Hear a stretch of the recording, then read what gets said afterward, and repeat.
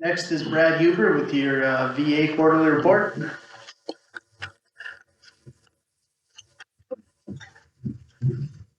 Okay, good morning, gentlemen. As you can tell, I kind of changed things up. And writing is bad, so just did a formal letter. This is pretty much the same thing as what the original handwritten one was. I just put it on an Excel. It represents, I might get a little more specific from the changing of forms and letters from the VA, especially with PACT Act stuff. Other than that, it's been, Phil's been a pretty busy quarter and morning as I'm going, but I'm getting a lot more comfortable with what I'm doing and a lot more confident, and things are looking good, I feel. So, attended training in October. I didn't put it on this one. It will be in the next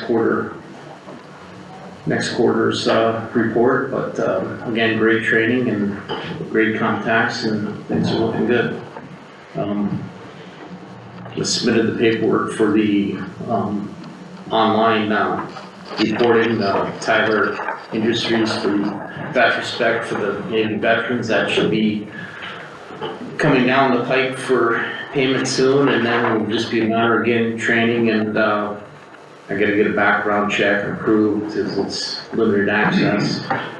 And the only thing I'm waiting on is to get all the veterans records digitized. That's probably not gonna happen for another 3 to 6 months. I think Emmons County was kind of on the last of stops for that, but we're looking pretty good.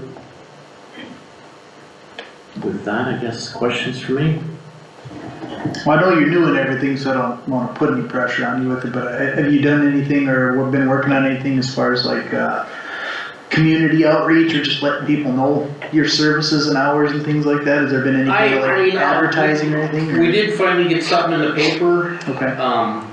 And I'm usually, what I've been doing is kind of asking veterans when they come in is what hours would they like best. Right now I'm kind of thinking, and I'm probably looking at the beginning of next year, I might change my hours from like a Tuesday, Wednesday, Thursday in the middle of the week.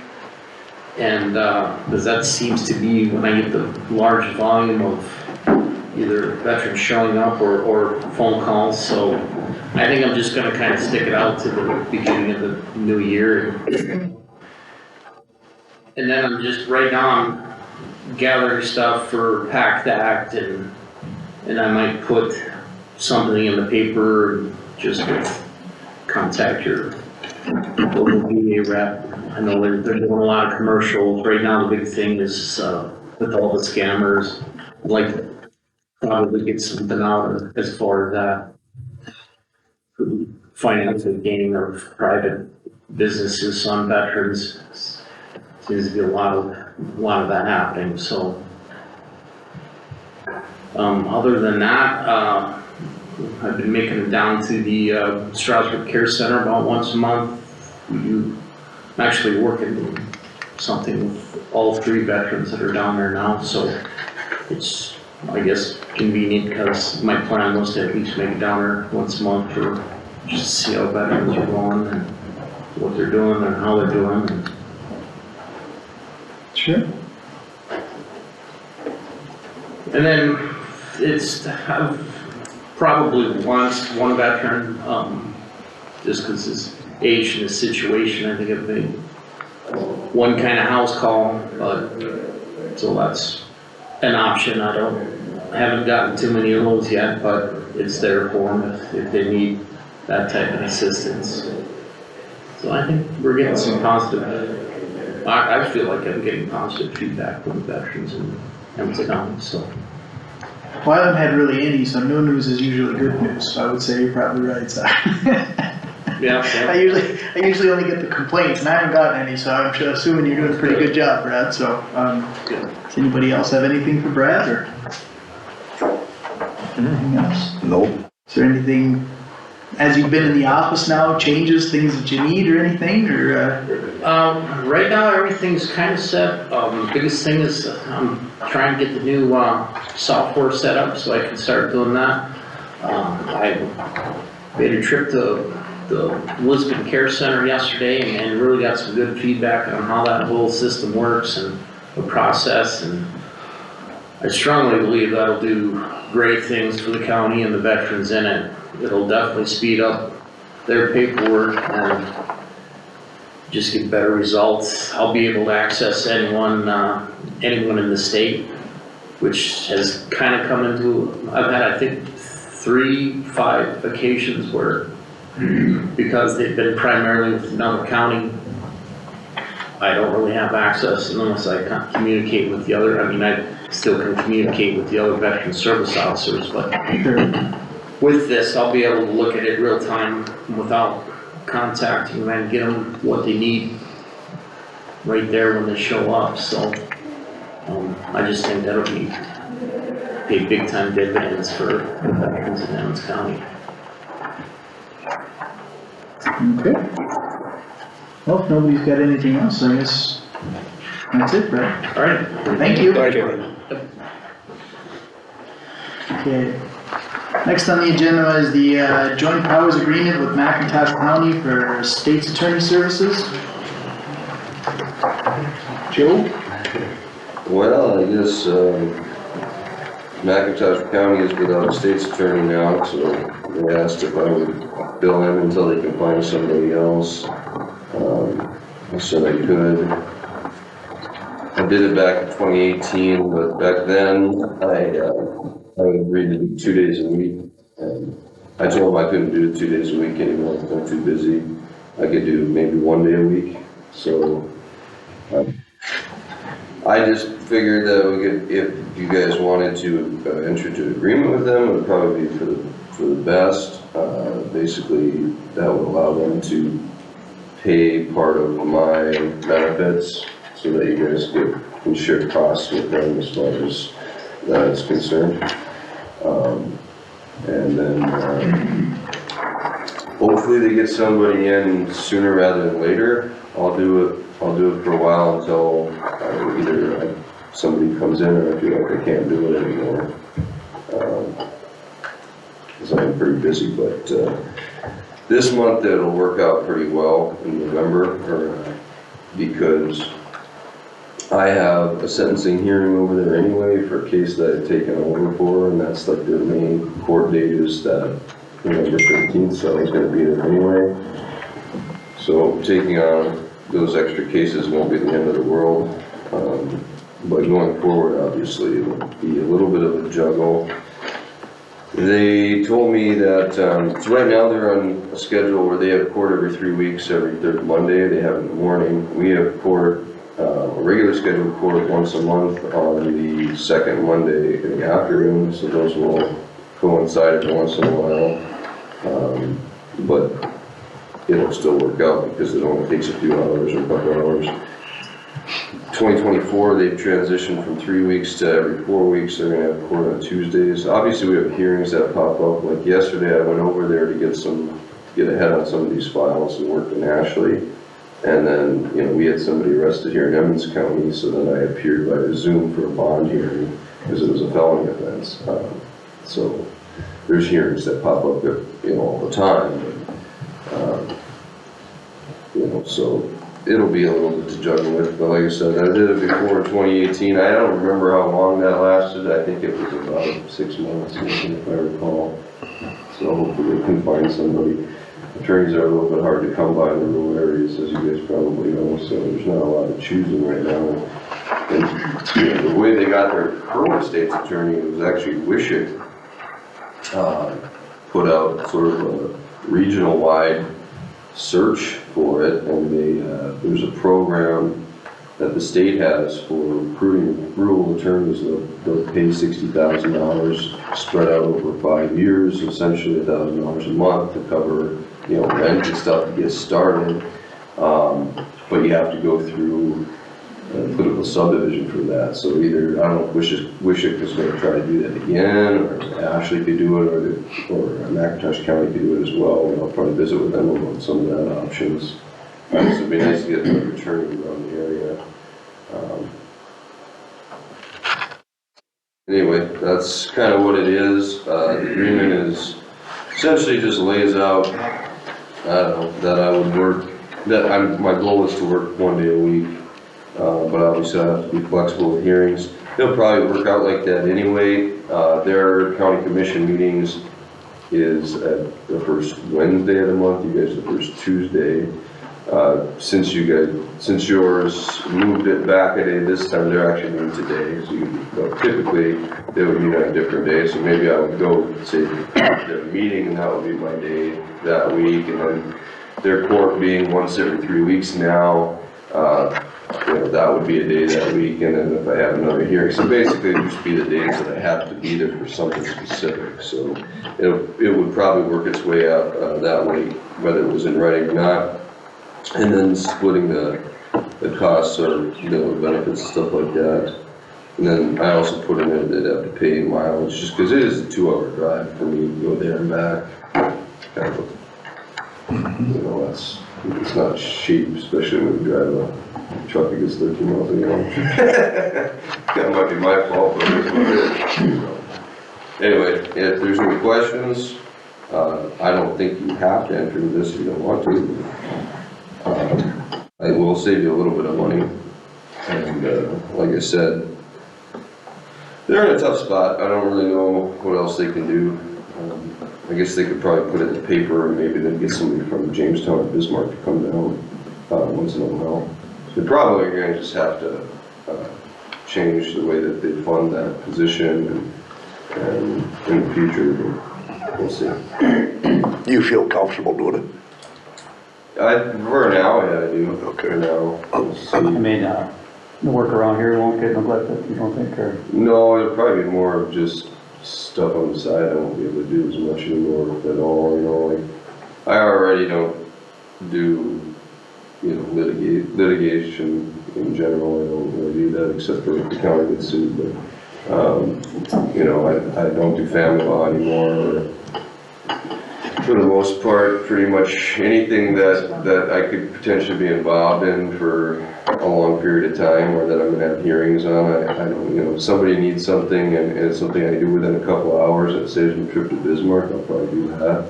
But even that, I might not be able to really handle as much anymore, so. For the time.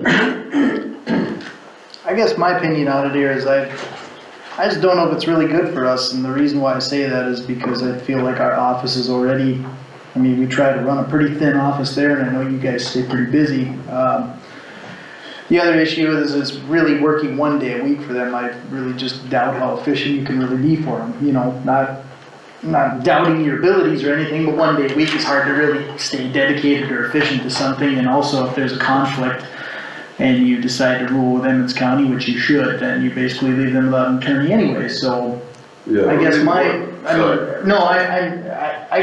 we did it in 2018, I think it was my first year as commissioner, I don't remember a lot of hiccups, but I also, didn't know a lot then too, but I know, there's always plenty of stuff going on with the county here where I guess my opinion, I feel like we need your full attention, and on top of that, I kind of feel like this is, I understand the pinch they're in, I get it, but at the same time too, I think if you don't do the joint powers agreement, it probably does create a sense of urgency for them to probably look into, obviously, like I said, it's the second time it's happened since I've been commissioner in 5 years, so I'm not saying there's a problem there, but there's something they need to look at with, recruiting and maintaining that office, and so there's probably nothing wrong with creating a little desperation for that. I don't mean it to be mean to the commissioners of McIntosh County, they're good people, but I just kind of think of it like with our sheriff's department and our road department. We've been short-handed, we had to address it. It wasn't, we couldn't lean on other people and just take our time and be comfortable with it. We had to aggressively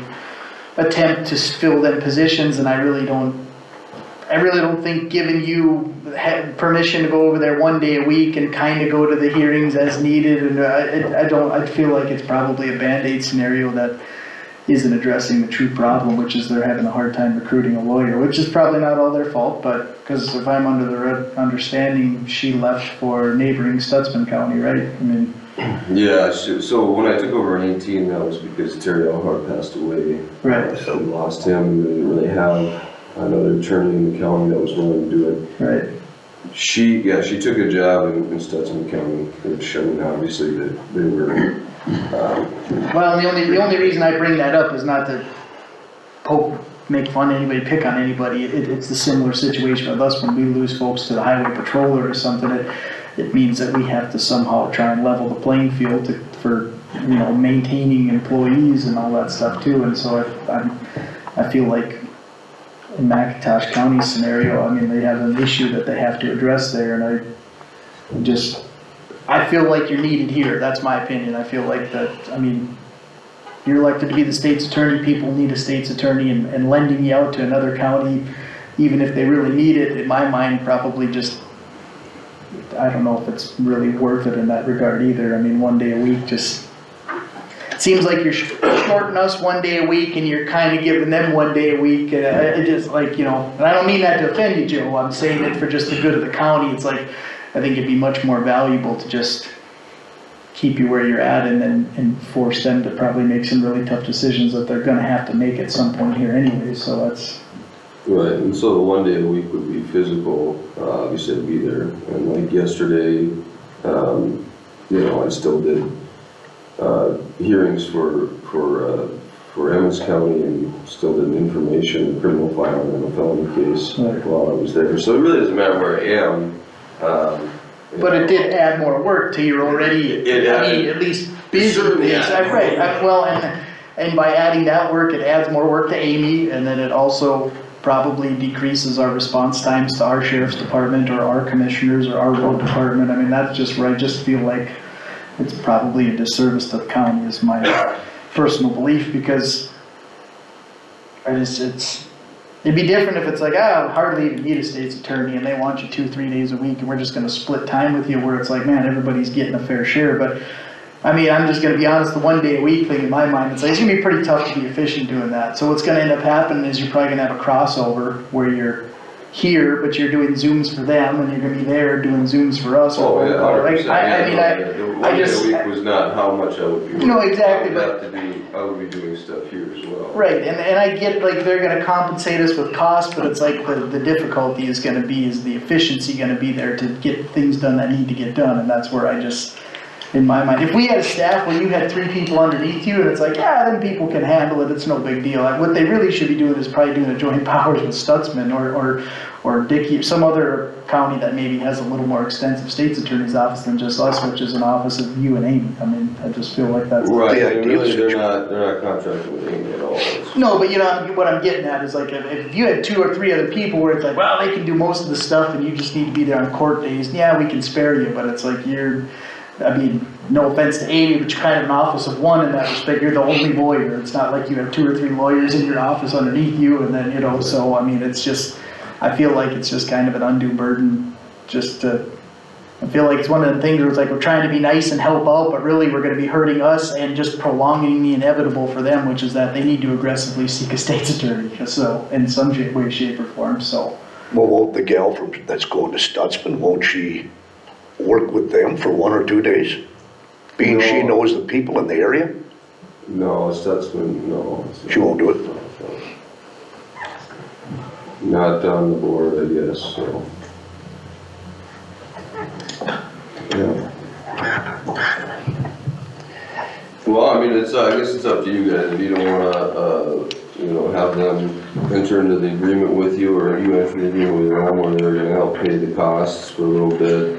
They did enter into the agreement already, right? I mean, Well, they they basically proposed it, or? They voted to appoint me, I guess I got a call and said they voted to appoint me. I didn't know that was pending, but they apparently had a special meeting. And so then they called and, basically, so they haven't actually voted on the document itself.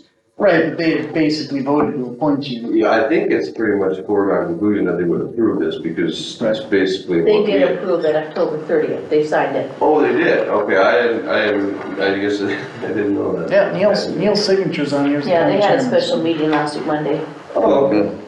Well, I guess that would have been nice to find out. Well, okay, that just adds to my topic, so now they just There it is, appointed you yeah. and signed an agreement, oh, by the way, we did this, are you in? I kinda feel like it's like, well, But it wasn't for a long period of time. It was- Right, I mean, that's what I look at too. I mean, if it was for a longer period of time, I'd say no way.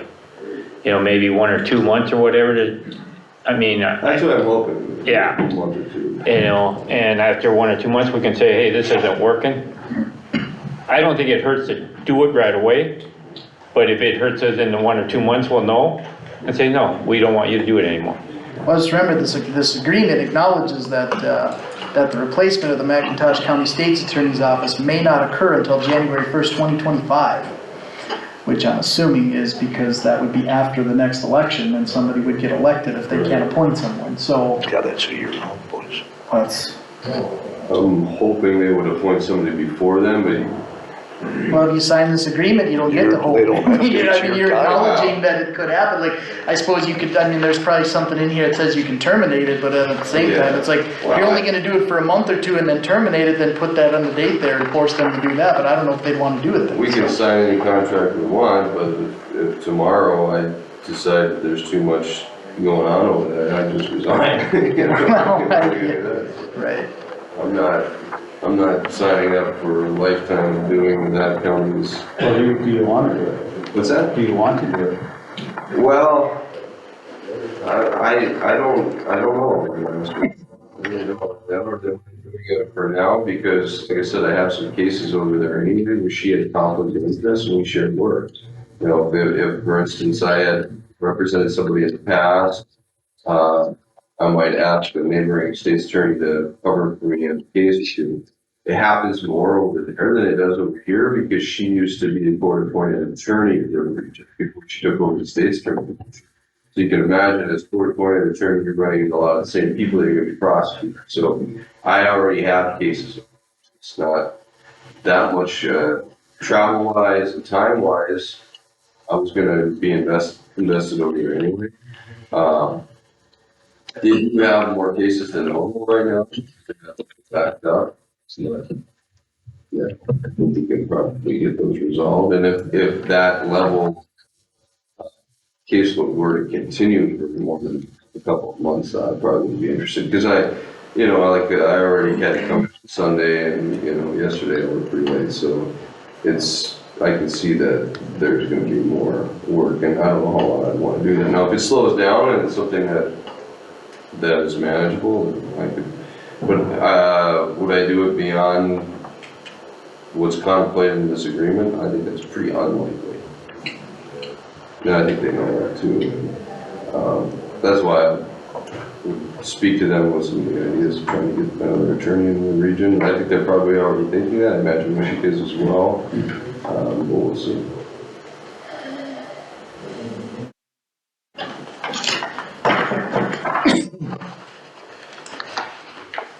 Well, we got about 5 minutes till our next agenda item, so does anybody wanna act on this now, or do you wanna move it off till later? I'll entertain a motion to either approve, table, or deny the, I guess I'll make a motion to approve of it and, I guess I'm just looking at, see how it goes. Like you said, if it's too much in the next month or two, I guess you resign or whatever, but I guess that's up to you. But I guess I don't have no problem trying it out to see what it's like. so we have a motion by Commissioner Holm to approve the joint powers agreement between Emmons and McIntosh counties for state's attorney services. Is there a second to that motion? I'll second it. Seconded by Commissioner Miller. So any more discussion? The only thing I would say is state in there that, not that it goes through this whole term, that they're obligated to do that. Oh, yeah, I know. I'm not obligated to do it. And actually, I was the one who drafted that, so I'm pretty cognizant of being able to have an out there, so. You want to know, Put yourself a trap door in there, did you? Okay. Well, the commissioners over there, and I remember two of them from being, they were in the position at 18, so they're pretty easy over there. I think I can have, honest conversations about, hey, let's try to get somebody in the long term. Sure. Well, I don't have an issue, I mean, the McIntosh County Commissioners, there's no issues there or nothing, I don't see that'll be a problem at all, so. We might be in the same position someday.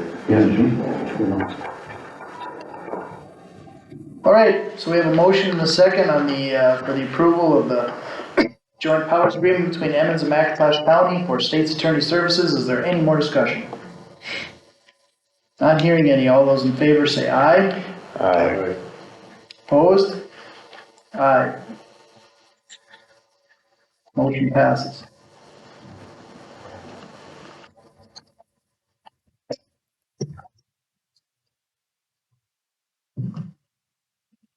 Keith?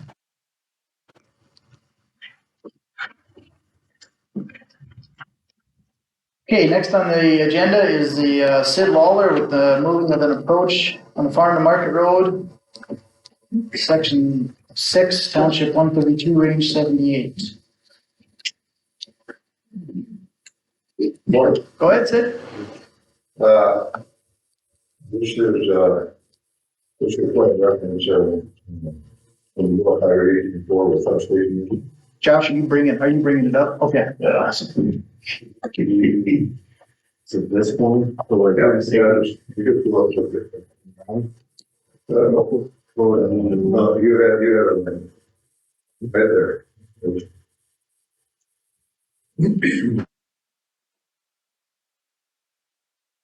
Brother and I had owned both sides of that. They used to be farm a mile long. You can kind of see right where that gray area is, that's where the approach is. That's not where the property line is, the black line is where the property line is. And, at the course of events, pass on. And so when that happens, and just for ease of use right now, I would prefer to have the approach line with the property line. And so I had a survey, and stakes put in, and yeah, so right the way we farm it right now is really pretty close to accurate. So you wanna put it over, just float it to the. Yeah, it was just, and that way, if, different ownership occurs, it's going to be an excuse for access. Besides, Mark, keep driving the land, get the kids in.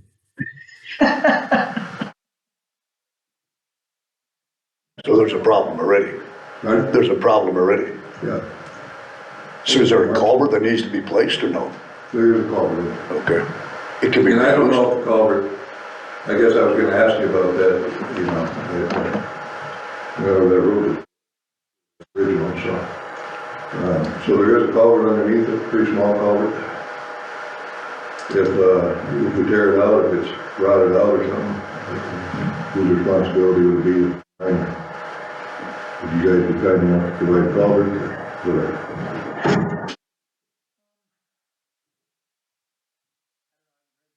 Permit in quite a while to refresh my memory, but I think the culvert and all that's the responsibility of whoever applies for the approach, right? So That's how it's been, right? I think that's what it says in the permit, that the culvert would be your responsibility. Replacing it, I think sizing it, there's a minimum on there if I remember it. I haven't. Permit application.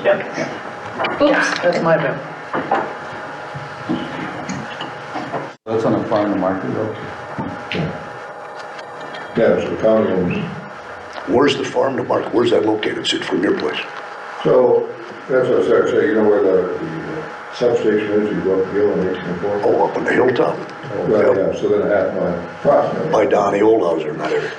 Right. Okay, Yeah, right across from Dwayne. okay. Yes. Kitty corner, the other road going north, there goes in front of us. Okay. Yes, it says here that there's a minimum of an 18-inch culvert or larger if hydraulics require it and have flared ends installed. Well, there's a correction line up there, isn't there, on the townships or the section That line? is, yeah, that is That's a section line, okay. yeah, because those are, Yeah, these are blocks instead of. half a township. On the north side up there, there's lots. Yeah, government laws, yeah. Yeah.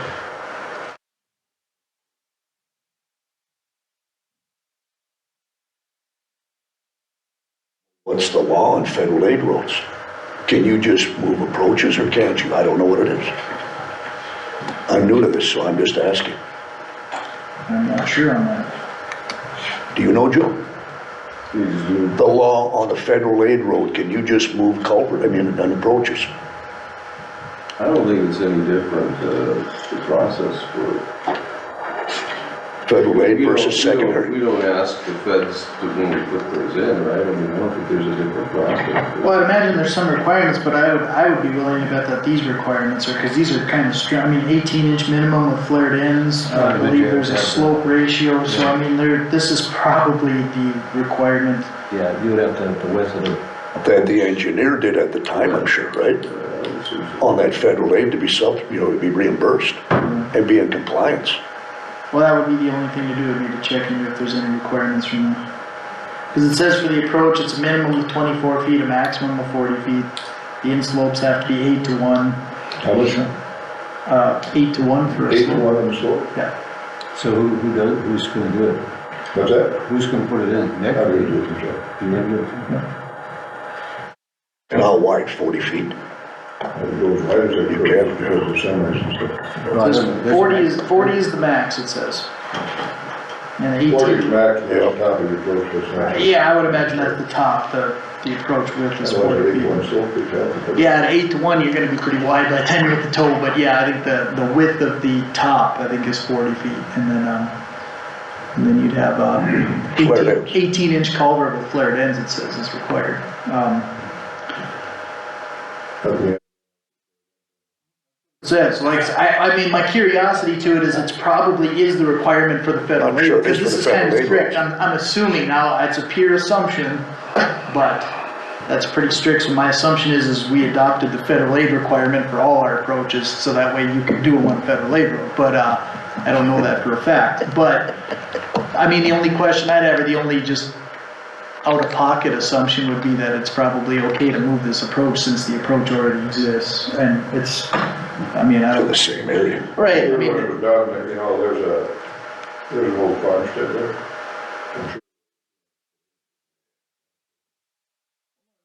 There's still an old building center, isn't it? 78th, and that part's not federal aid road though, is it? Do what? don't have it on my current map. That's not the Tenvick Road. No. The Tenvick No, Road's no. This is just north of 1804, Highway 13. right, so this is, I don't believe that's a federal aid road. I don't think that's, no, because we're not talking about, the only road I know that's federal aid, there would be 72nd, which would be the Tenvick Road, so. The county This is- must have a 75-foot right of way, because their property lines don't go to the center line, I haven't looked it up, but, Yeah. That is a 75-foot right of way? Yeah. yeah. Well, then it's gotta be a federal aid road. Well, it could be old highway though, Yeah. that could be old 83, which that was. No, So that was the farm to market road till they built 13. 13, that was the farm to market, right? Yes. Right, Yeah. well, cause I mean, that's the only other issue. So that's a federal aid road, I'm sure identified as today as of yet. I don't know. Do you guys rotary mow that, does the county rotary mow those ditches? Yes. Well, then it's a federal aid road identified as, Okay. and recognized as, no doubt.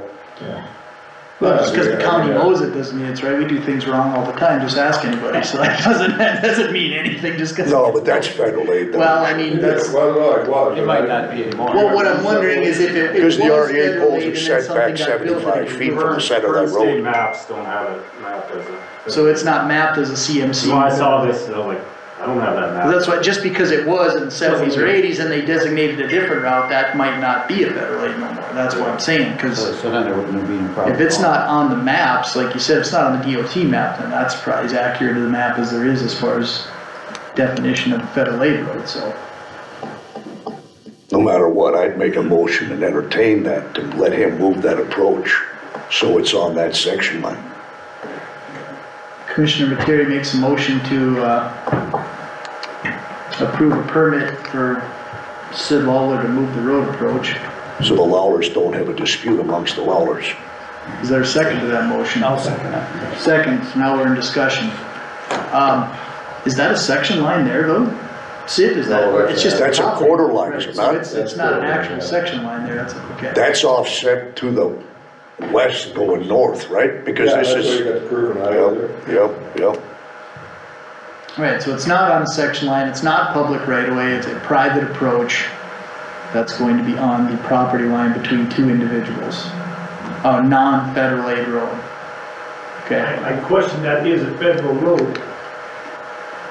I think it is too. well, we'd have to do some more research, but like I said, with Josh looking at the DOT map, that'd be as accurate as anything I would know of unless somebody else. First, they're in my office, but that one wasn't listed as a current federal aid, but it does have a 75-foot right of way. Yep. Well, it was probably created, it Yeah. was a federal aid road. So and it then- still, the county still has it. Well, and the reason why I brought up the old highways, because the old highway had a 75-foot right of way yet too, even though it wasn't a highway anymore. So that's where there's things where something gets taken out of service, you add Highway 13 and that becomes a federal aid road and they just let it go, but the right of way stayed the same, the fences stayed the same. I wouldn't dispute any of that at Yeah, all, it would but take me time, I have to dig through all these. whether or not it actually gets funded and maintained as a federal aid road versus its original intentions are two different things, so. So then if it's a secondary status, secondary road, it should go back to the 33-foot right of way. I don't know, I mean, that all depends what the federal aid contracts and all that stuff say, cause I mean, I don't understand them enough to think that we can just abandon that right away, you know? Yeah. And we also don't know, which I mean, you know as well as anybody, there could be purchased right away. in Oh, there. yeah. So I would keep it at 75 until we know better, so. yeah. So I would think, that's all probably fine, but I mean, if it's not defined on the research that Josh is doing as a federal aid road and it's a secondary road, then the approach really isn't a very big issue at all. Is there an issue, Joe, by doing this? I don't see an issue, to be honest with you. Well, I mean, the only thing is, like you said, the federal aid contracts are lengthy. Oh, yeah. I mean, there could be some maximum amount of approaches and it is, I don't know, like there's Within a stuff like certain that, so. period, yeah. But if it's not on that map as a federal aid road, I'd be confident that, like you said, once they built Highway 13 or something, then that probably changed and this is just a secondary county road that used to be a federal aid road. Well, I know in the highway department, they let you do it too sometimes, but then it's, visibility. It's touchy, boy. Well, right, I mean, and this approach is still subject to Skylar's approval technically. I mean, you still gotta come and make sure the minimum site distances are there and all that stuff too, so this permit doesn't change. I mean, we're just basically agreeing that we would approve a permit, but that's gonna be basically subject to Skylar's approval at the end, so. If it doesn't meet the site requirement distances or something, then it can't be built, but I don't think that will be a problem, because it looks pretty flat, so. Because you're only moving it a few feet. Probably what, 15 feet? 50 feet, so. 50? And by the time you make it the width you want and slope it out, you're probably gonna dang near be into the old approach, so it's not really changing much, How so. wide is it now? Pretty narrow. Yeah. And yeah, I mean, it's 25 feet on top. Well, it says the minimum here is 24, so you at least gotta build it that wide, which obviously everybody's building them wide, so it's not a problem, so. Well, we have a motion and a second for the approval of Sid Lawler to apply for a road permit, because it still has to be approved by the road superintendent, but I don't think the commissioners have any issue with the application and, following the process, so. We have a motion and seconds, or any more discussion? Not hearing any, all those in favor say aye. Aye. Opposed? Okay, So what's the process for me now? the process would be for you to, fill out the approach permit. And then, you'll have to schedule a Skylar for him to go out and have a site visit, whether you're there or not, it's up to Skylar. And then, Where do they get it from there? I made that copy. there's a copy, you can print it out, Marcy's got a copy here for you. I think there's 4 loads of gravel, a lot required on that approach after you're done. Do you sell gravel? He knows a guy. But yeah, I think the next step would just be to work it out with Skylar on the plans, and he'll take a site look, and if he approves it, it should be good to go. Second for you. So, all right, thanks, Sid. Yeah, thank you. Thanks.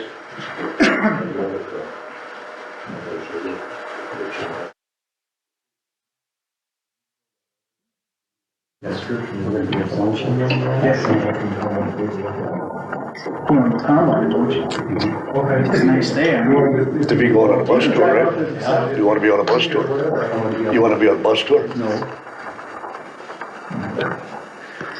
Okay, Skylar, well, we'll take you early if you're ready. Yeah, I guess, yep. Okay, yep. Got a couple handouts here. What was this bus tour for us? Yeah, This bus tour for one us? takes up the airport, but I mean. They're all the same, one copy's from Marlis and one's from Joe too. They're all the same.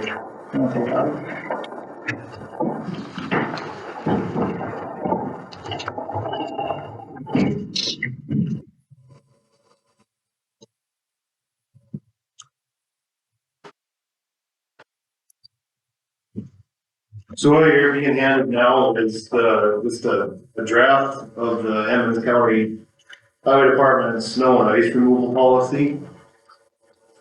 Pretty straightforward. A lot of counties use these. Just kind of gives you hours of operations, stuff like that.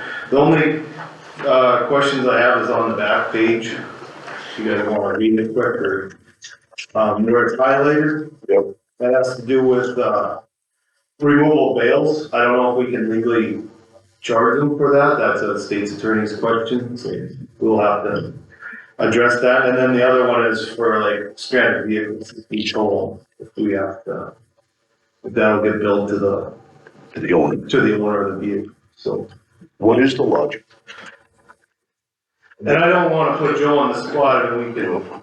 I think that is November first, right? I think it Is the deadline, but there's a lot left out in the ditches, so if we put this policy, then we should just clearly state that it'll be, if we can, it'll at the owner's expense. Alright, so the question is whether or not we just do it or we charge them for it. Right, not just to get the verbiage in there, so.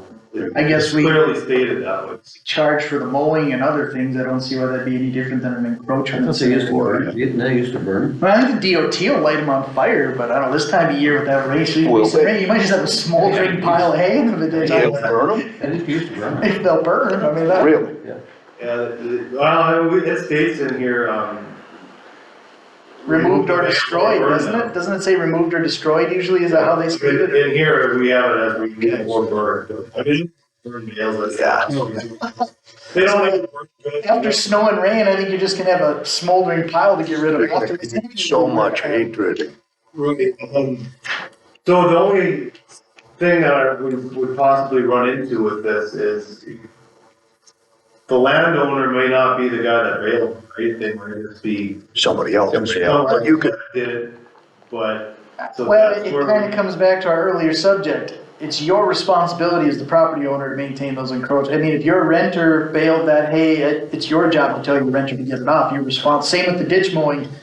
The renter doesn't get the bill, the person that owns the property. Right, So right. it's the same, Same deal. basically whoever's property your tire hits when you're doing their work, that's who gets the bill. I mean, if they live in Florida and they're renting it to the neighbor, that has really no consequence. right. See, I feel that the road department, if there's bales in that ditch, and we're gonna go out there, we won't burn them, pick them up if we're gonna grab them and set them up on the land where it's adjacent to. Yeah, but that might not be. that might- Well, if that ditch is adjacent to that property, Yeah, I know. is that. part of it. if we're gonna go out and move them, we're hauling them into our shop and we're gonna put them on Not auction. necessarily. Yeah, well. That ditch is not part of that land that it's next to? You don't know that for sure.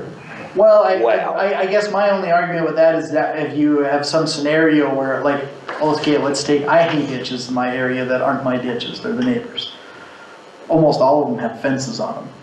So now you're going and you're putting a bale over the fence, then it rolls back and hits the fence, now we wreck the fence. Now, I kinda agree with Skylar, load them up, haul them off site to the shop and, you know, or, I think putting them on the adjacent property, you're probably gonna ask for some kind of liability. It seems like that would be an issue, I just, And just so. I don't disagree with your thought process, but I see a scenario where a guy that doesn't normally pick up hay bales goes and just drops one and it rolls back onto the fence. Now all of a sudden Exactly, we're liable to fix a fence and it's like, it's not even our dang hay bale. Like I just feel like you said, almost grab them, take them away and I mean. And actually, it'd probably be Just to harder be for them clear, to get them out of there. I once just, they're- I think any scenario where you open yourself up to property damage, you're gonna come back on you for the property damage and now you went and cost yourself money when it's just a dang hay bale that needs to get out of the ditch, so. And just to be clear, the road department does not wanna do this. No. We do not wanna go pick bales up, like, it's just, And Are you- there's still quite a few out in the ditches that the landowners need, and we are now past the November 1st deadline. and Sure.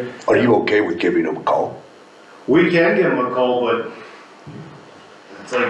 Well, the other we're not trouble is, like you babysitters said, either. do They you know? should just- Do They you should know just which do their one? own, like, right, like we, Yeah. same with mowing, there's some spots out there that still haven't been mowed, and like, we are now well past that deadline, and it's like, we shouldn't have to babysit these people, like, it's been in the papers, it's been in there, like, And it's the same every Get it year, done. so. yeah, Get we it don't wanna do it, it's just helps us out, like, you gotta help us help you, like, Yeah. it's a circle, so, I mean, I think if we have Joe look into that, I mean, if you guys want time to read it, or whatever, if you wanna okay this one, just talks about, you know, levels of service and what happens if we hit a mailbox or the snow hits the mailbox. Like if a county piece of equipment hits it, we fix it, if the snow hits it, we don't fix it, right, just kinda, puts it out there. There is a thing on private drive, we will not go on private property unless an emergency, and if there is an emergency, you have to contact 911 before we come out there. Like that way it's, nobody's calling just an emergency of, Well, I feel there's a vehicle sitting there. That's their baby, that's their expense to have it removed. it Or should be, not, absolutely. Right. so I Yeah, just, but what if we remove it and damage it? Well, I Well, mean, that's it's- part it's- of a- It's an encroachment on the public right of way, Well, so yeah. it's no different than a hay bale, so if you So don't want last- you don't want your Buick to get wrecked, don't leave it in the roadway. Last night it was foggy and you left your vehicle set with no flashers on it, no markers, no, Yeah. nothing. Yeah. And I drive into the ass end of it Right, yeah. and 2 people get killed. Well, and I think there's a big difference sometimes where like a vehicle's stuck in the roadway, like in that moment, maybe an hour or two, and then we have a couple years ago where, Look at what happened over we had Easter. that, well, we had that S10 Blazer out east of my place, that was snowed in under the road. Went somewhere he shouldn't have been, we kinda weren't opening that road, cause nobody lived back there, someone was back there hunting, whatever. That vehicle was in the road, drifted over for weeks. I mean, that one, we ended up towing out of there and getting out of there, cause when we went to open the road, it was literally stuck in the middle of the road. Well, that vehicle actually got towed in, I think we hired someone to tow it in, and it ended up at the courthouse with the sheriff's department here, and, well, Where any did that happen vehicle, this spring, Scott? Basically got Didn't that happen impounded. over Easter spring, where a guy aborted a semi? And somebody drove in the ass end and got killed? I guess I'm not aware of it, but, I mean, it could've happened, but I know there was so many snowstorms, Yeah, so yeah. much last year, but I know like someone was trying to come down the Federal Aid Road by Hazelton because the interstate was closed and they got trapped, and then Gary, the sheriff Sanders called us, and then they went out, they had a tow truck come out the next morning and got it. But that being said, the county will not hook on any vehicle, we will call a tow truck, we will call a I tow think that's company. good policy. Legally, I think, the county isn't even supposed to hook onto a vehicle if they're, No, and I If don't they're think, stuck, cause even right? the state DOT, I don't think By they right, look at yeah. anything. the sheriff's Yeah, department they won't go- either.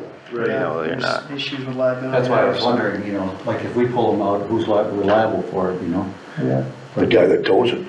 Yeah, I know, but if we pulled it out, the county pulled it out, that's why I said it, you know, who's gonna pull them out if the That's why county the pulled it best out? policy is Make a first, phone call. unless it's an absolute Call the life or death sheriff's department, call situation, them up. it'd be best to just, have a Right, that's- professional, licensed and insured towing company be doing that, who's got their own services. And I don't think it happens That very often. often. No, It's just but- this is but you need a put it in the policy. That's how and it is. Just put the words in it. That's the verbiage on it. We're gonna take a break for a second, cause Ramey's here and he's on at 11, so we'll just let him Okay, jump yeah. in here and then we'll get back to you. Yeah, that's all right, I can wait. No, that's okay, we'll bring you up right away, cause it's, I mean, we got the road superintendent here, everything, it's a road issue for you, right? Okay, who's the road superintendent? Skylar here. Okay, all right. You wanna sit at the front here, so we have the microphone, Where's that? just right in the chair here, if you wanna sit in this one. Okay, I feel like a criminal walking in here. Oh, no, you're an honored guest is what you are, so, Well, I don't know what that is. well, What's the deal with the graveling deal? You guys got gravel any roads at all this summer? we gravel a lot of roads this summer, All right. just probably not in the area you're wanting, I'm guessing. Well, last spring it was so damn muddy, I couldn't get up the hill by my grade bins, you know, Mhm. there. And, Nathan Bumwinter lives just west of me, you know, Yep. and, you guys put on a layer of dirt about 2 years ago, 4 inches or so. You got it from Tembic up here. Mm-hmm. And, the deal was you're gonna gravel it right away. Well, it's mud, mud, mud. Then he has to use his tractor because that hill, can't get up that hill, it's muddy. So he parks his car and his pickup in my yard, then he comes driving with that tractor full of mud, and I gotta walk around after that, and the loader and the shovel and pick up that mud, because it sticks to your boots and it's a bastard, you know? But, then last spring in May there, his wife was having a baby. And, so he calls, he can't make it up the hill by my grain beds with his 4-wheel drive pickup. So I had to go and pull him up the hill. So I thought this is all too dumb, you know, so I hired Calvin Bush to dump 3 belly dumps of gravel on the road. And I was wondering, no chance, I know. Yeah, but no chance you pay me for that gravel. Well, do you got some kind of receipt for it? Yeah, Well, I think if you turn it in, I mean, we could maybe discuss, cause you dumped it on 12th Avenue, right? Is that the one by your house? What, go by your grain bins, or 11th? yeah, well, 11th or that, 12th? yeah, I live on 11th Avenue, but that's going that way, That was a Yeah. big east and driveway. west.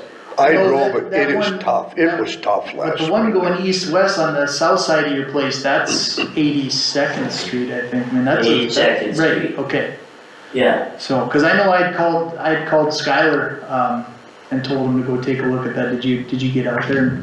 Yeah, actually, I bladed it the other day Okay, with who the, runs the blade there now? it would be a new guy, it was me Yeah, out good there, it was me out there the other day, we got a four-wheeler. Yeah, Yeah, Yeah. okay, so that that was, was you? yeah. Oh, yeah, did a good job. Well, thank you, with the intentions of gravel in it. Yep. And coming in and put some gravel on it. Yep. But now we had the federal aid road that's by Hazelton, that's a kind of a mess, so we're gonna. sure. It's tough all Sorry, over. I mean, the majority of the traffic always one or two people. Well, and I'll say one thing, that gravel that we put out there, that came from that Tenvic pit, that's been a disaster. That was leftover gravel that the wind farms left us, and that was Terrible. that was plain rock, it was bad. When we hauled it, it was dry, it was nice stuff, and it got hard and decent, but when you put water to it, it's awful. It is, and even our Tenvic road is struggling geez. with that, because that's the road, that's the gravel they were using on I've that never road. seen mud like It's that. bad. Did you get that article I sent When you? it's dry, it's hard as a rock, and you can drive 100 Yeah. miles an hour on it, but Yeah, as yeah. soon as there's 2,500s, you can't drive. I don't disagree with you at all on that, and that everywhere we put, Been in that for 2 years already. everywhere we put that gravel, we thought we were solving problems, and we created more problems than we solved. It's horrible gravel. That was bad stuff, Yeah. so, but Skylar does know about it, cause I got a call on He was that on road, it, yeah. and like you said, I told him about it, so I mean, if the weather holds here, if it's staying decent, we'd like to get some gravel on it. Yeah, And that's, cause we did discuss that, so. well, I just kinda thought, and I gotta go up there across that bridge there, get to some of my land the other side of the creek, you know? Mm-hmm. And, I gotta go up and do it. Guy tears it up and, Yeah. you know, and Sorry. it's, I don't know, I just kinda thought, it's been long enough, 2 years, you know? Right. That man's been driving on that mud. Well, and the one other trouble, it's an excuse. What's that? It's an excuse, but since we gravelled that with that Tenvic road, we had a different superintendent and now a different blade operator on that road, so they probably don't know about it like the last guys did. Yeah, So it probably. kinda gets, it's a bad excuse, but that's what happened. Now the new Yeah. guy doesn't know it's that bad, Skylar's getting Yeah. a taste of it, and now, I mean, the plan is to Yeah. address it, so. Yeah, I remember that time, it was Francis, Yep, Francis and then David used to blade it. yeah. Yep, But we're only gonna gravel to Nathan, to that last house, right? So we're ready to drive, Yeah. the rest is. Yeah. well, once you we don't get even past that, maintain anything like that road's like pretty that's rugged just- past Nathan's there, so Right, you're so gonna have a just- hard time getting Yeah. So around. you guys are under the. Yeah. You're not like, Yeah, our plan is to get gravel, if the weather does hold, we will try to get Uh-huh. gravel out there, if not, it'll be next spring, like, Yeah. so, before, cause you're right, that hilltop is pretty, it was pretty. oh Jesus. Yeah, I mean. It's something there. Yeah, it's bad. So, It just hangs on and takes half ways to town till you hear it quit flying off. Right, cause it's Some pretty good good sticky gravel clay. to your place, you know, after your place to David's Yeah. there is the worst But- part. Yeah, If you can't do it, we hire somebody to do it. well, I think we'll get it done, cause the weather looks like it's It's gonna gonna hold. hold. This fall, yeah. Yeah, I'm thinking in the next week or two here, we should be able to get to it, I mean, Yeah. unless we get a freak snowstorm. I Yeah, think the weather's holding and it's gonna, we'll get it done. sounds like a plan to me. Okay, Thanks, Amy. See ya. that gravel from that 10 pit has been a curse. It's ugly. It's been a horrible, horrible curse, and I couldn't believe it when they wanted to leave us like 30,000 tons, and I'm starting to figure out why. They were our friends when they left. Well, and you know what, when it's dry, it's not bad looking gravel, but boy, you gotta judge it when it's wet, and when it's wet, it's. Is there any left? Is it gone? No, that got hauled out, that it had to be out by the end of the year, so then that's why we were using it, because we're like, well, we got free gravel, we're putting it on the roads, we laid the Tendrick road with it heavy.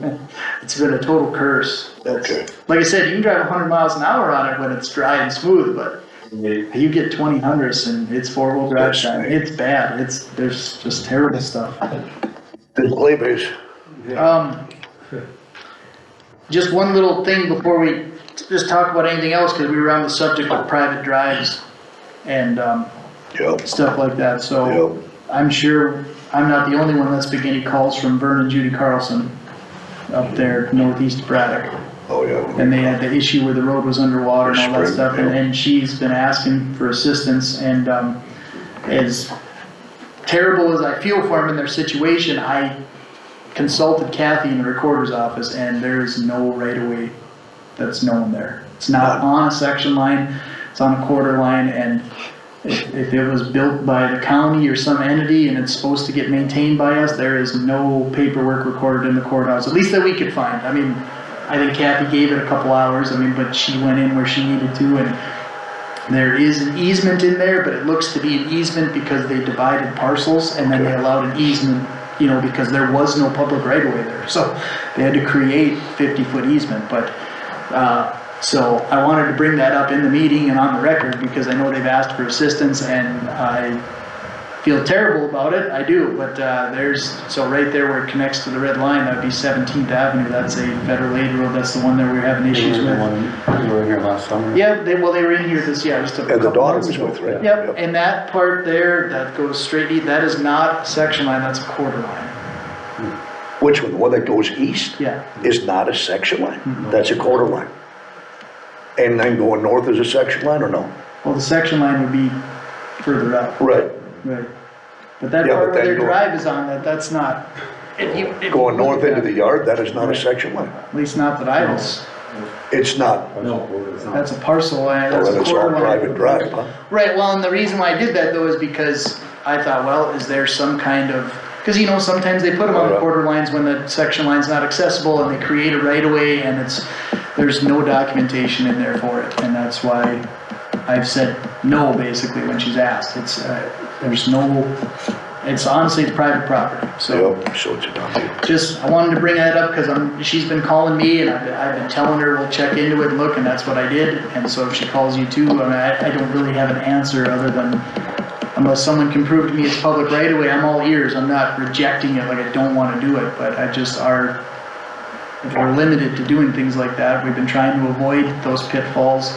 I know the snow removal's been done there over the years. I know it's been bladed over the years. It's always been assumed it's a right of way, but it's not. So, anyway, I just wanted to bring that up for reference in the meeting. And if anybody else has any other information, I'm more than happy to hear it, but that's the information I got. The north-south road through the slough there, is there a plan to build that up more? The water is just about over that. Yeah. Right, and that's a federal aid road. Right. We were gonna do that cement stabilization there, but then we went against it. We can start a plan to grade raise it. It's like talking with, I believe the water district is more engineering, I think they do with them. We had a meeting this summer with them, and it's like a 6-foot fill through there before it 6 feet? 6 feet before before it'll actually kind of like naturally drain out and stuff like that. Just kind of a bad area, so. Well, and there's gonna be a couple other things that I'll bring up, and the one thing is if you raise that road, you're just gonna raise the flood level rim of everything else around it, which could cause a problem. The secondary issue, which obviously would get looked into by an engineering firm, but that's why it probably should be heavily engineered, is there's a pile of federal and different like wildlife easements in that wetland country. You build a road and it floods some piece of land underneath you, I mean, there's, that needs to be treaded carefully on. If you're gonna be doing something up there, it can't just be go slam 4 feet of dirt and rock on There's top, because you mitigation. could, you could cause a lot of problems, and you probably have to mitigate some of them acres, Yeah. which we know when we've mitigated before, it's in the Ugly tens of thousands of dollars an acre a lot of times, so, I mean, obviously Wold or more, somebody would look into all that, but that's the reason, that will be a slow process if we do anything, because there's a lot of pitfalls to doing any work on that road, and And the various, there is 2 culverts, right, and yeah, just like an equalization goal. right, and they're basically, they're kinda doing their job. Did we have an issue where was water running next to it, or, cause there was kind of a sinkhole, right, or? They looked equal when I was up there. Right, but we had an issue. We had a hole in the road, but then that's not where the culverts were located. Oh, okay, so that wasn't, okay, cause I know that was a big issue, is that they said there's a hole in the road and they thought the culvert had collapsed or was washing Right, next to it. But that's not it. It No, wasn't, it next to it. wasn't. Okay, so that was just You can get rats, they can Right. rats, when they undermine it, it'll Right, it collapse. just, water does what it wants, so yeah, Right, I mean, that's what it is. so that's gonna be an issue with that road going forward, and no matter what you do, cause if you grade raise it, you gotta do it by the Fed specs, it's gonna be Well, yeah. expensive. and It's then gonna be, yeah, so, all the other stuff that The comes width, with it, the slope. studies or the. yep. Then just Well, then you'll be like mitigation, 'cause you're 88th filling out in there. dirt. You'll be like 88th out there, if you fill it in too wide, then you gotta plug the culverts, now you got a Yeah. culvert issue, like you said, it's a, Are they still gonna do that? East and west on 88th? By bombing out there on that Singer Lake and out there by Schwan Lake? To widen it? No, to open them culverts. Is that done or not? No, we're working on they're still working on the plans, I think that was gonna be a spring, summer job. yeah, Oh, they're not gonna do it this fall? I don't believe so, Okay, no, because it's okay. gotta be bid out and stuff like that, Yeah. so they were waiting for, I think the landowner, I think they finally signed off on it, so they can keep moving forward on it. Can we go on that Singer Lake on them back slopes anyway with a double 9 mower or something to cut them weeds down? That's gonna be such a snow fence in there, you know what I know. If we all- have one, or we can look at renting one. I know Unreal. we had a landowner actually cut the one out by, Guess what? no, it was was it Schwan Lake out there on? Yep. Yeah, out there by, Like- They cut that one for us, like they just said, Just do it. they just did it. Yep. And then called and said, hey, it's done. well, not unless you could get like a flail mower on an excavator or something and get out there if if somebody's. Just a flare down. Yeah. Man, is this gonna be a snow mess for you guys? I see they took some of the reflectors down on the north side. Well, that was Somebody someone did. else did that. Okay, they're gone. We have to go put them back up. They're gone, I think, but 2 of them on the north side, on each end. It's some shenanigans going on again. Is it? Well, Okay. that's, Yeah, I mean, well, it's, that's federal requirement, so that's gotta go back. Right. so yeah, I mean, we've had some house movers take some down before, and they wouldn't put them back up. Wasn't that a federal offense? Sometimes, Yeah, but it's part of the requirement of the grade raises, we had to, if we weren't gonna have it as I wide. know, but to take those down, that's federal. offense. Well, I mean, like I said, I don't know, I just know that we're required to have them up. yeah, because the road's not quite wide enough, because it was an emergency grade raise. We looked into doing that when we did these culverts, we tried to bundle it all together, but it was almost $1 million to put those extra 2 feet down. That's gonna be excessive. It got to be really expensive, so there's some different funding out there that we're gonna try to, hopefully we can maybe get them to work. I'm not saying, we submit them, I know the last one, there was like $10 million out there, we submitted some stuff. They haven't approved or anything yet, but there were 10 million, and they got $67 million worth of applications, so. So we're gonna get $87. You might not get I know. short for any of that, so. We're gonna give everybody a little bit. Right. Well, yeah, you might- Everybody's chasing the tail. But, I know do you guys wanna have a little bit more time to look over this, or just get the verbiage right on the ending of it? Make sure that we can charge the landowner on the bail renewal, and then, I think get the verbiage updated Yeah. through And then- Joe and you, and then and just just, submit it, like, don't you think, Joe? Yeah, I was looking into that while you guys were talking, and I did see that the Century Code has 2405-24 says that, the local government, either the county or the township, can come up with rules for removal of hay bales. Yep. So I was just gonna run that through the system and see if that's been decided in case law and all, whether here or otherwise, just to see if there's any notice that has to be included in that, whatever rule we come up with. Because I hate to come up with a rule and then It's overridden. it's, yeah, it says that we needed to provide them notice before we charged it, but we do have the ability to come up with our own rule. I saw that also in the Century Code, the state has its own rule for that, and that's where November 1st comes from. That's the state's, as far as putting bales in the state highway right away. And when you look at theirs, there's really no notice, just up to the director. Nothing in the Century Code that requires notice. Now, whether or not they actually do provide notice, I couldn't answer that question. I have to maybe ask the. So they probably have like some administrative rules then? Yeah, they must, yeah, they basically left it up to their administrator. Sure. Exactly what happened, so. And I don't know what those are, but it'd be kinda interesting to find out. Okay. So, yeah, I'll take a look at that and then shoot Skylar an email. Well, I guess my Well, if thought, nothing else, if you wanna just look at it and draw something up and email us guys something, how you created it, Sure. and get a green light from the guys, by email, so you can get something going. What do you think of that? I mean, I don't know. I think you're breaking the law there is what I think, because if, I think you'd have to, I don't know if you could just email it to us and we approve it through an email. Oh, I didn't know that's what. No, I mean, you could email it us, Oh, you you- could read it, okay. but we'd have to approve it formally in a meeting or something. You'd have to- A motion to approve, right. I mean, you could email it to us for sure, but it would have to get probably approved at the next meeting or a special meeting if that's the case, if you're gonna approve it, so. Right. But, but I believe like that's the only part that really. right, from what I've seen, I don't really disagree with a lot of this stuff is pretty kind of what we've been discussing, I mean, where things like mailboxes are kind of, if we're obviously at fault, we'll fix it, if it's just a circumstance, like sometimes it happens, it's not really, most of these mailboxes are in the right of way anyway, so you could argue we have the right to destroy them, but I mean, try not to, but, Right. and yeah. So I don't, That way we can, when this gets the final approval or whatever, we will sure, have it uploaded to our website, and then, I don't know, we can probably put it in the paper Emmons County Record. for, this year, and then next year we'll run it maybe in October, just as a refresher. It'll always be on our website,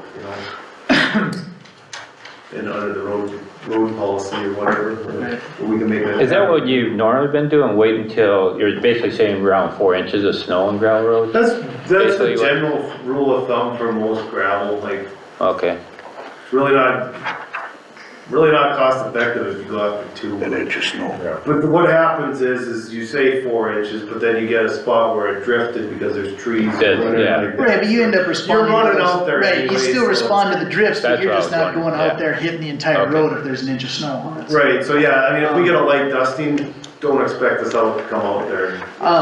We're gonna push you off a little bit again, cause at 11:15 here, we have the DOT on for, wanting to do the, large truck network for Highway 11, Yep, okay. along Highway 11, so I mean, you're gonna be, well, Oh, we let's just probably keep got- on the agenda, and then that way we can, if we probably. gotta take more time, we'll do it, so yeah, we'll just have you come up. And Skylar, you'll wanna stick around. for Yeah, that, so. I'm just gonna, if he doesn't mind, I'll just stay sitting right here. Yeah, if you wanna grab a seat there, and then we can. I have some sheets if you guys want to test it.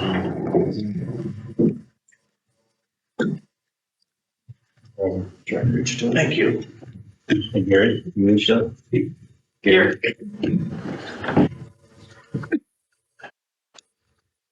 Who's there next?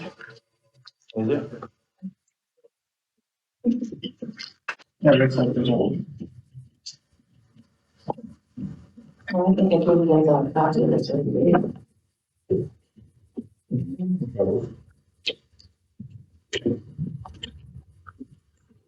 And you're Craig? Correct. Brad Dart was supposed to do this, but he had something come up at the last minute, so. Okay. I think the lucky one to have to do this. Go ahead, Craig. Good morning, Chairman and members of the commission. I'm Craig Paul. I work in the North Dakota DOT Maintenance Division. I requested to be on your agenda today to discuss the state's limited 129,000 pound large truck network of roadways and get your thoughts for our directors and advisory committee's consideration. A bill was passed during the 2017 legislative session requiring the North Dakota DOT to permit up to 129,000 pounds on a specific network of roadways and establish a process to add segments to the system. The permit is a $20 single trip with a $10 routing fee, $100 a month or $700 per year truck trailer combinations.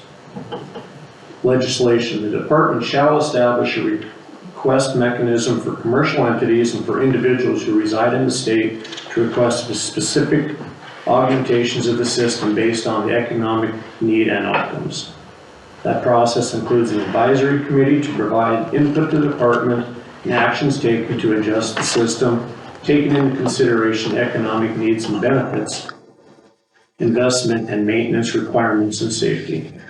That system of roadways must keep all legal axle rates as they are today. In addition, the loads must follow the federal bridge formula and any length limits in effect. Our latest request comes from Agtegra Cooperative. Agtegra Cooperative's request is for North Dakota 11 from the junction of US 83 and North Dakota Highway 11 to the junction of US Highway 281 and North Dakota Highway 11, and US 281 from the South Dakota border to the US 281 I-94 interchange in Jamestown.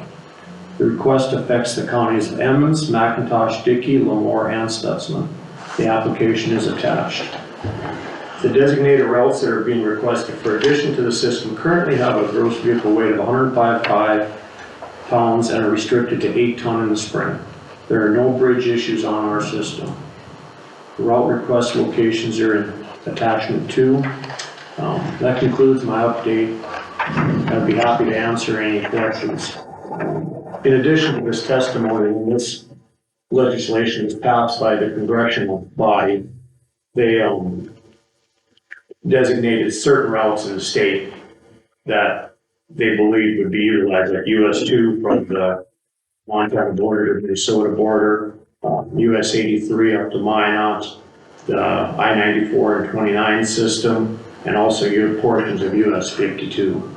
Other roadways beyond that, they left up to North Dakota DOT and the commission through requests to determine if it was feasible to designate, and then therefore we come out to the counties for your input on this too, so we can take it and, you know, if you have any issues with what's being proposed by this requester, Agtegra. So it's the state's roadway, you're just kind of communicating with us because it goes through Emmons County. Correct. In your county, really, it isn't gonna, I believe Agtegra has a company down in Hague, but that's right off the highway and it goes directly in. So this should not affect any of your county roads.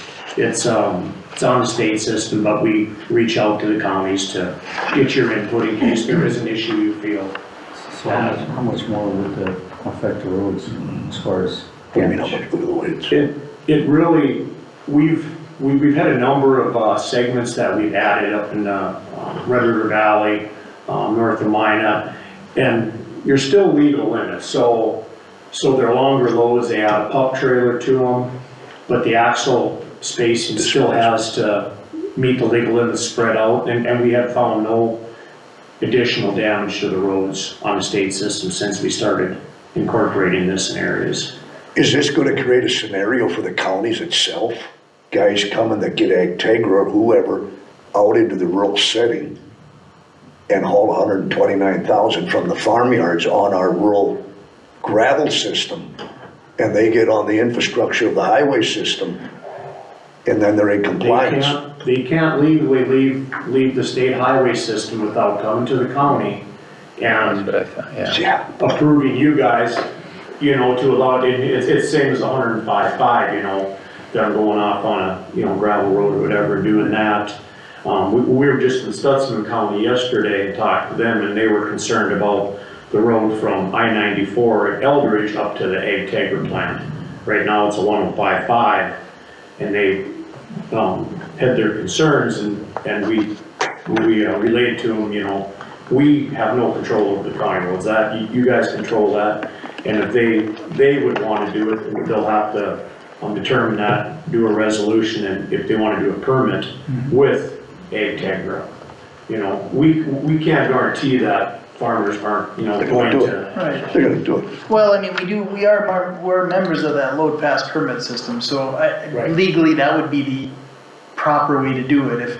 If Ag Tegra had 128,000 pound load and then they wanted to go off to deliver to a customer, they should legally have to get a permit to us. That's, if they don't do that, then yeah, I mean, if you catch them, they're breaking the law, but essentially that, so we do kinda have a policy in place for that way. But that works the other way too, like Dan said, if people are loading out the farm, well, now we know we can load 129,000 to get on the or the highway. Well, highway, Well, it's the same thing though, they would be required to get that permit. they would be They required. would not be required, the farmer would not be required to get. Oh, yeah, I mean, if they go over a 105.5, they're breaking, that doesn't matter. I mean, their Yeah. legal limit, doesn't matter if you're a farmer or not. True, but you're gonna sneak a load if you can. Well, I yeah, know but the who's to nature say of that's, that. you think that's not happening They're now? probably doing it now already, yeah, I was gonna say. I drove by someone loading their bins out this morning that they couldn't get their tarp on because the sunflowers were so high. I don't know how heavy it was, but well, odds are favorable it was, but my point is, I mean, what happens at 2 in the morning, I mean, are you catching them? I mean, it happens already anyway, we're not, the point is we do have a permit system. If this highway deal is going through and it's fine, legally, I mean, if they wanna enter our system off of that system, they need a permit. Legally, that's our county ordinance and our rules, and then if you catch them and somehow prove that they're over that weight, then you'd have to fine them, but we've already been through that discussion, we don't really have scales, we don't have fines, we don't have, so.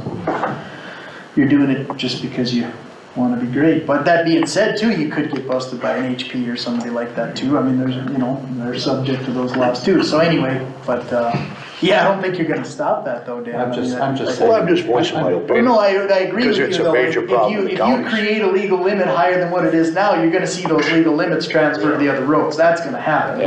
Whether or not they take out the permit, they should, They if won't. they don't, and then, You know as well as I do, Skylar, sitting there with your head looking forward. well, yeah, he knows, he's laughing because he's thinking the same 'Cause it thing we're all destroys thinking, these it's gonna be gravel roads. 132,000 on all the roads now. Cause if you give them a limit, they're gonna go a couple percent over the top, yeah, that's just the way of the world, that's. Right, but like, Ag Terra's gotta do that $750 a year ticket for them to do. With the state. For, They would have- yeah, with the yes, they state have and their own everything like permit that, so system, it's yeah. just not willing, like, they're just not gonna. And every truck that they do's gotta do that, right? Not just- Every not- truck at Not just a $750. balloon one where. Right, that's what I'm saying. $750 and. Well, and they have the 50 and the trucks. truth is it's not the Integras and the Seaviews and them that are the problem. Those guys, that, you know, your major farming businesses are gonna follow the rules. It's, like you said, it's gonna be your rogue independent operators that are gonna be sneaking in and out of places that, you know, you're gonna have trouble with it. And Integra's gonna get their permits, their insurances and their bonds force them to. That's for the Integra trucks, what about all the trucks they hire to haul out? Well, I would imagine it's like a subcontractor scenario, they probably are gonna force them to follow those laws too. I mean, if If their name is Integra's attached hiring on a trucking freight coming company, either Integra's gonna probably purchase that permit or force them to purchase the permit, you know what I mean, or at least that's what you're. Hoping. Well, I wouldn't even say hope, I would imagine their insurance companies and all that are gonna force them to do that. I don't think those are gonna be the issues, it's gonna be your independent random people that are gonna go, oh, you can go 129.9 on the roads, and then they're just gonna. Load do it. Yep. Yeah, every truck they have will have to be permitted, if theirs are, private. Well, and with legislation, and you know that, I mean, Integra's on your sheet here. Right. Anybody that says, hey, we're gonna do that, they're first on the list, they're gonna get checked, and so they, you know, like, it's the people that aren't on the list that you don't know are gonna be running those weights that are gonna get away with it till they don't, but, I mean, Integra's gonna be, Well, I know they got a lot of grain to haul out of Hague, and that's a short strip in there that they haul, and I suppose they wanna haul heavier to get out of it. I'm sure. Sure, that's what it is.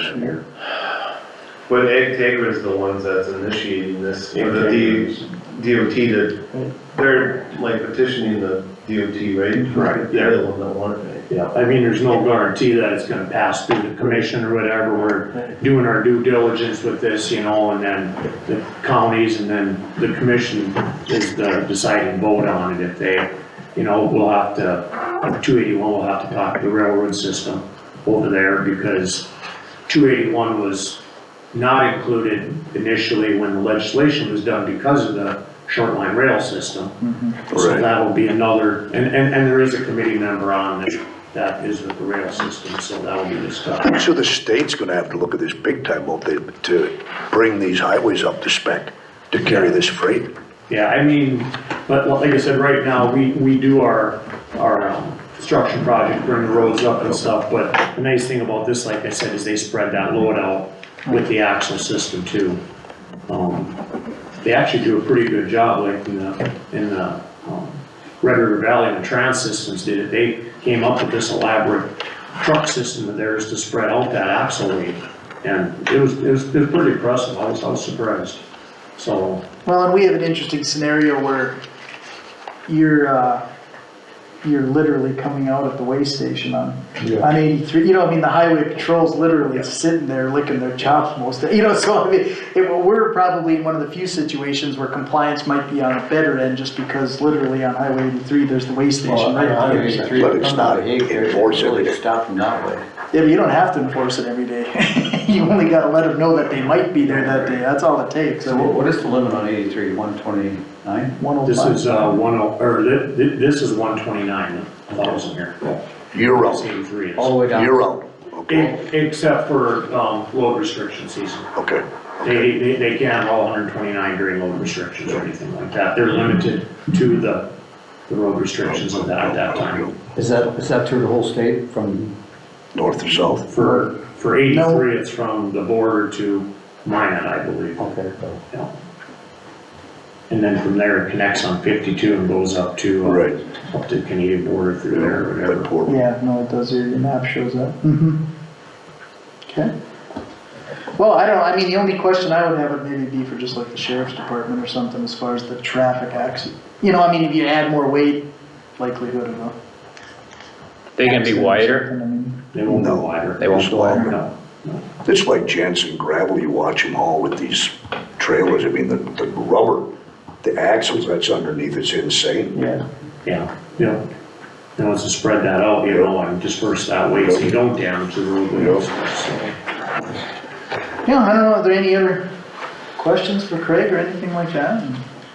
This isn't implemented, you're just in kind of a feedback phase, It's right? kind of a feedback, and then, if you're fine with it, then I would put it in my document, say, you know, Emmons County has no concerns, and something like that, if they do, I would put that into my document, which goes to the committee and stuff like that, and Brad's a voting member, so.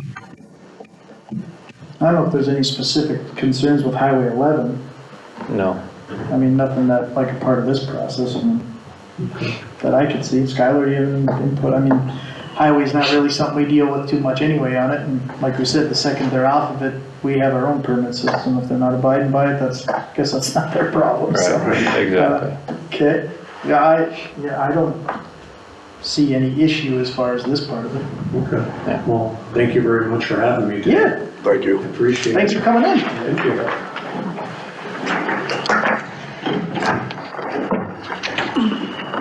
Back to you, Skylar. Okay, so we're gonna wait for working on the Emmons County snow and ice removal. Yeah, I'd say just double check it, make sure it's, you know, if you're gonna do expensive, that it follows the state, you know, whether, That way we get something on paper. Yeah. Let people know stuff like that. I did send that article that I got with the, earlier I read it, the Tribune. I sent it to a few guys, just take note of it, it's just not Emmons County. So Right. just respect the road system, guys, you know, Right, to save it.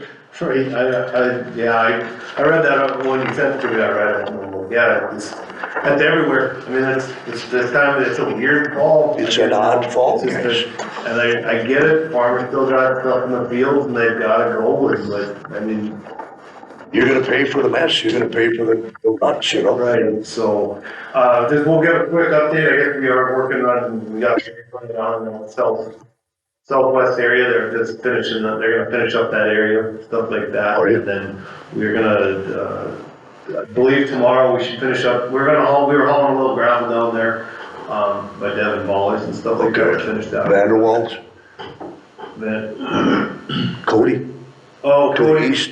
we got that earlier, but I Okay, mean, we can, good. can always use more gravel. Yeah, right? yeah. You going with both trucks, going? Yep, Okay, and then tomorrow we're gonna start working on that ventilator on those okay, curves and that okay. bridge. By Hazelton?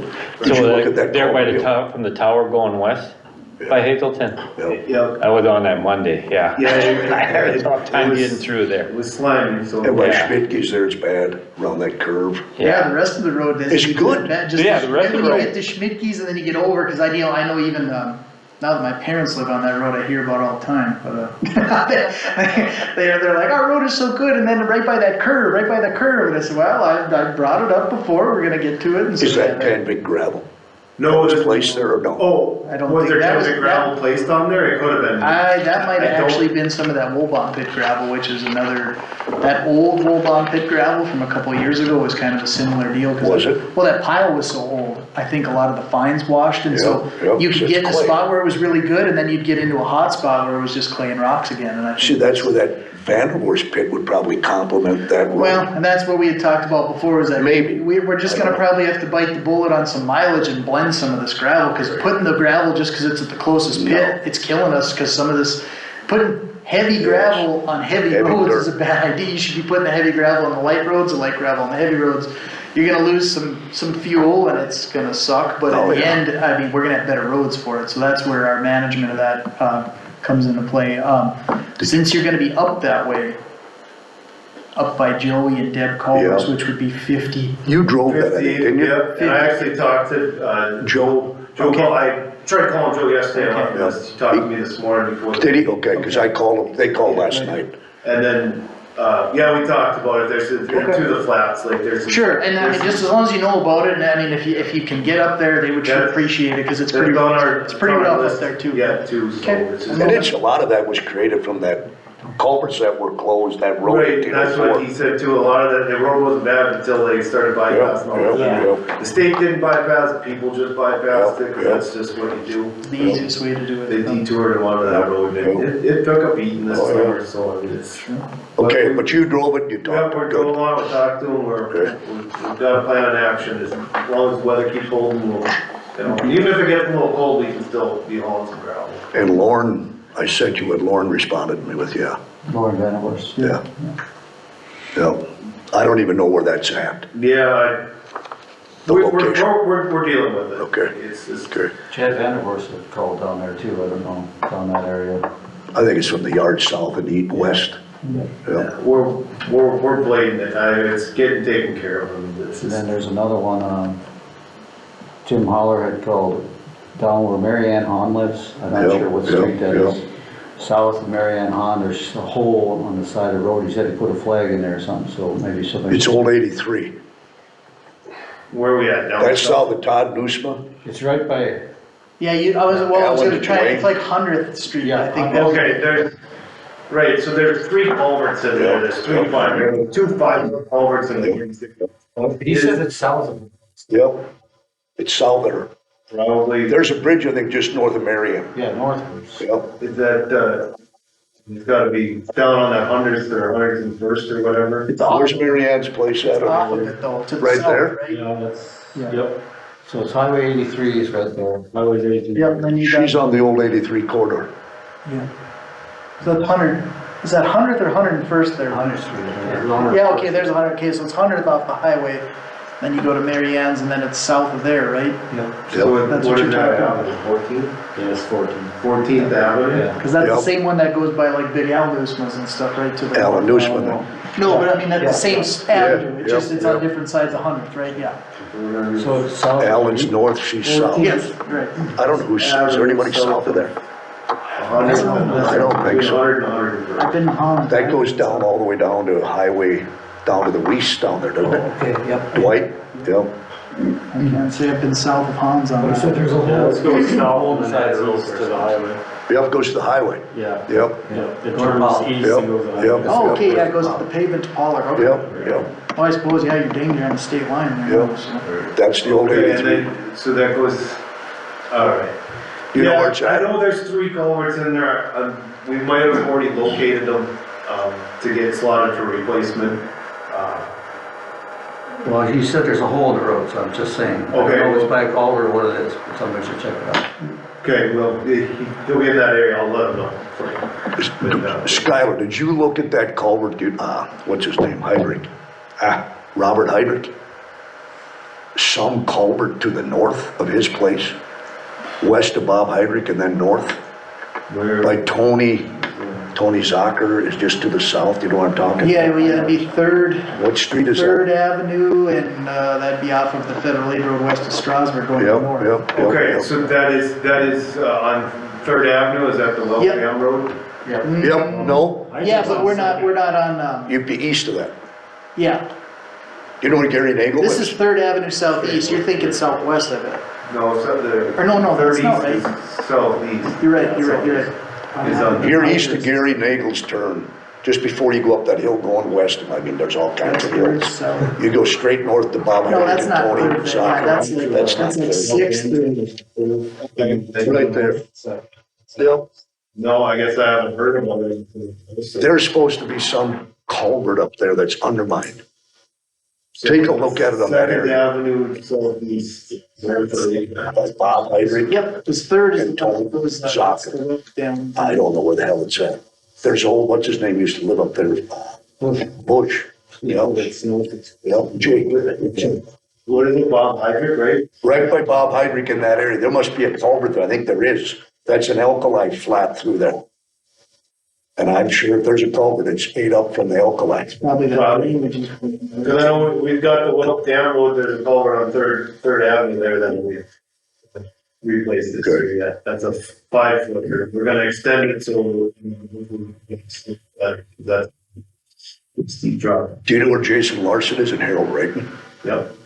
To the south of Harold Reitman's place. Did you ever look at that culvert? I think it was Yep, flagged. that one, that's on the spot, we're gonna just extend that one, so we Okay. can put some Okay. flares on it. Where actually the culvert should be getting delivered to either today or tomorrow. Okay. Those are all 5-footers, so we don't have. Okay. You never got nothing put down there in Daygate for Gable Brothers, did you? Not yet, no, it's, still on our list, but, I mean, the one that I would attack first is around that corner with Busty Hill. Once again, that's- Next summer, we should just hire some. Listen, contract. Well, it gets to we don't really maintain that. We play it once or twice. I mean, So, you really go out. culverts and stuff. To what? For a lot of this culverts and stuff, we just not. You can't get it all done. Right, well, we can't, but like that one, that road's to the point where he's only using it for field service, right? So do we continue to maintain it, right? So then now that's the point, do we even pay to have it done? Because there's other section lines that we're saying no, and we're starting to sell culverts now, so they can replace them themselves a bit. We're in some murky water, I'll say. So. On a slight change of subject, since you're getting bombarded with culverts, I've got nothing but heavy compliments for the concrete stabilization, both at Randy Weigel's and at St. Michael's.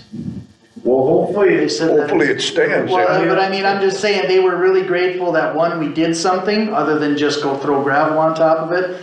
And so far, it's been pretty hard, and I drove the Randy Weigel one, and it turned out pretty good. I mean, Just hope we don't, we'll see I what it. drove it after he had manure haulers in there and they Yep. went over it. I mean, they were there for almost 2 weeks. I mean, it held up. they didn't pretty go good. both ways, or they didn't go the one way for 2 weeks straight. But I mean, I They held quite a obviously, few loads and it didn't deflect the jury's still out on it, obviously, but I did Right. wanna say that was, I mean, they were extremely grateful, both spots. They thought it was great that we did that, and I mean, as of now, they're very happy with it. We've had some moisture here. This was the kind of scenario these last 2 weeks, where those two spots reared their ugly heads, and so far, it's been holding, so. We You'll get, see when the water Well, table when comes it out. comes Right. spring.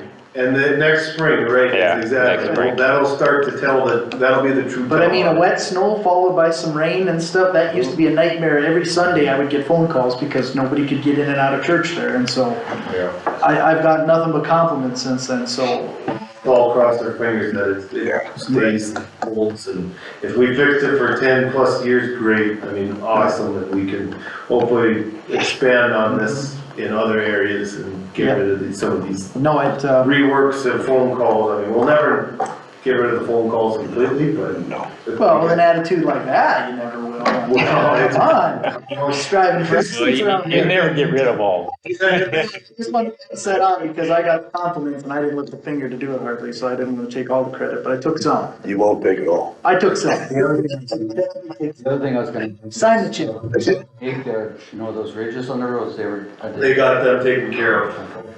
That's why that's our main focus right now, is getting rid of anything that's left, ridges, whatever. And we actually had a staff meeting this morning quick, just to go over things and what our plan of action is, and, you know, why the weather's holding. Well, this moisture's kind of been a godsend because everything. Well, you that's said we getting got all bladed, through it's- December, so we'll get her done. Right. But I mean, everything that's been getting bladed and packed right now is really setting up nice. I mean, it's good, I mean, with that moisture. Just keep them blades Yeah. going, Yep. keep them going. That's our plan. Keep 'em rolling. And the other road, like by Chain Higher there, the one that goes to the east or west, that one I called you the other day where they had so much snow in there, well, they went through there with trucks.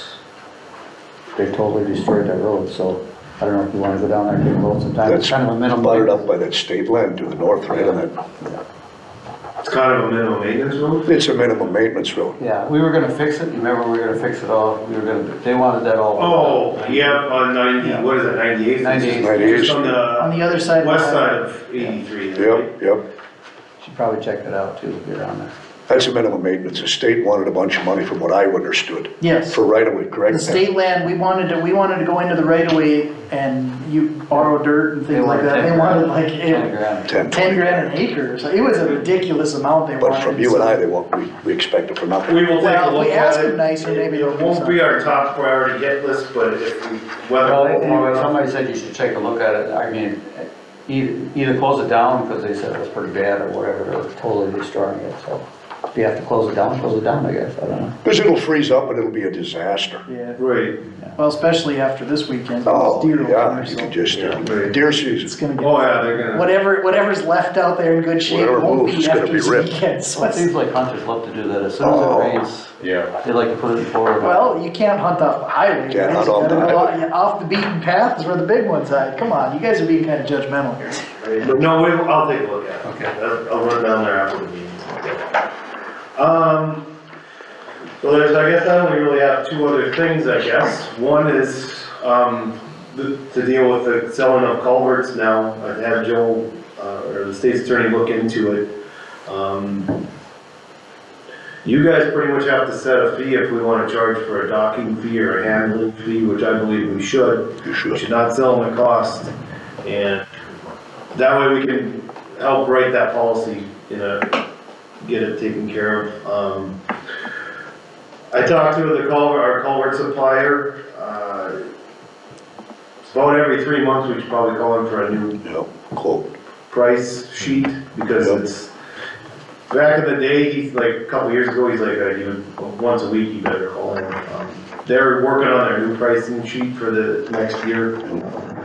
They don't see a forecast of any pricing, dramatic price increase, but he's like, I asked him if 3 months would be sufficient, and he's like, yeah, I think that we'd be fair with that, cause I think we should sell them at fair market value, whatever it is that, in that window, like if someone comes and picks a culvert up today, then we should sell it at that price.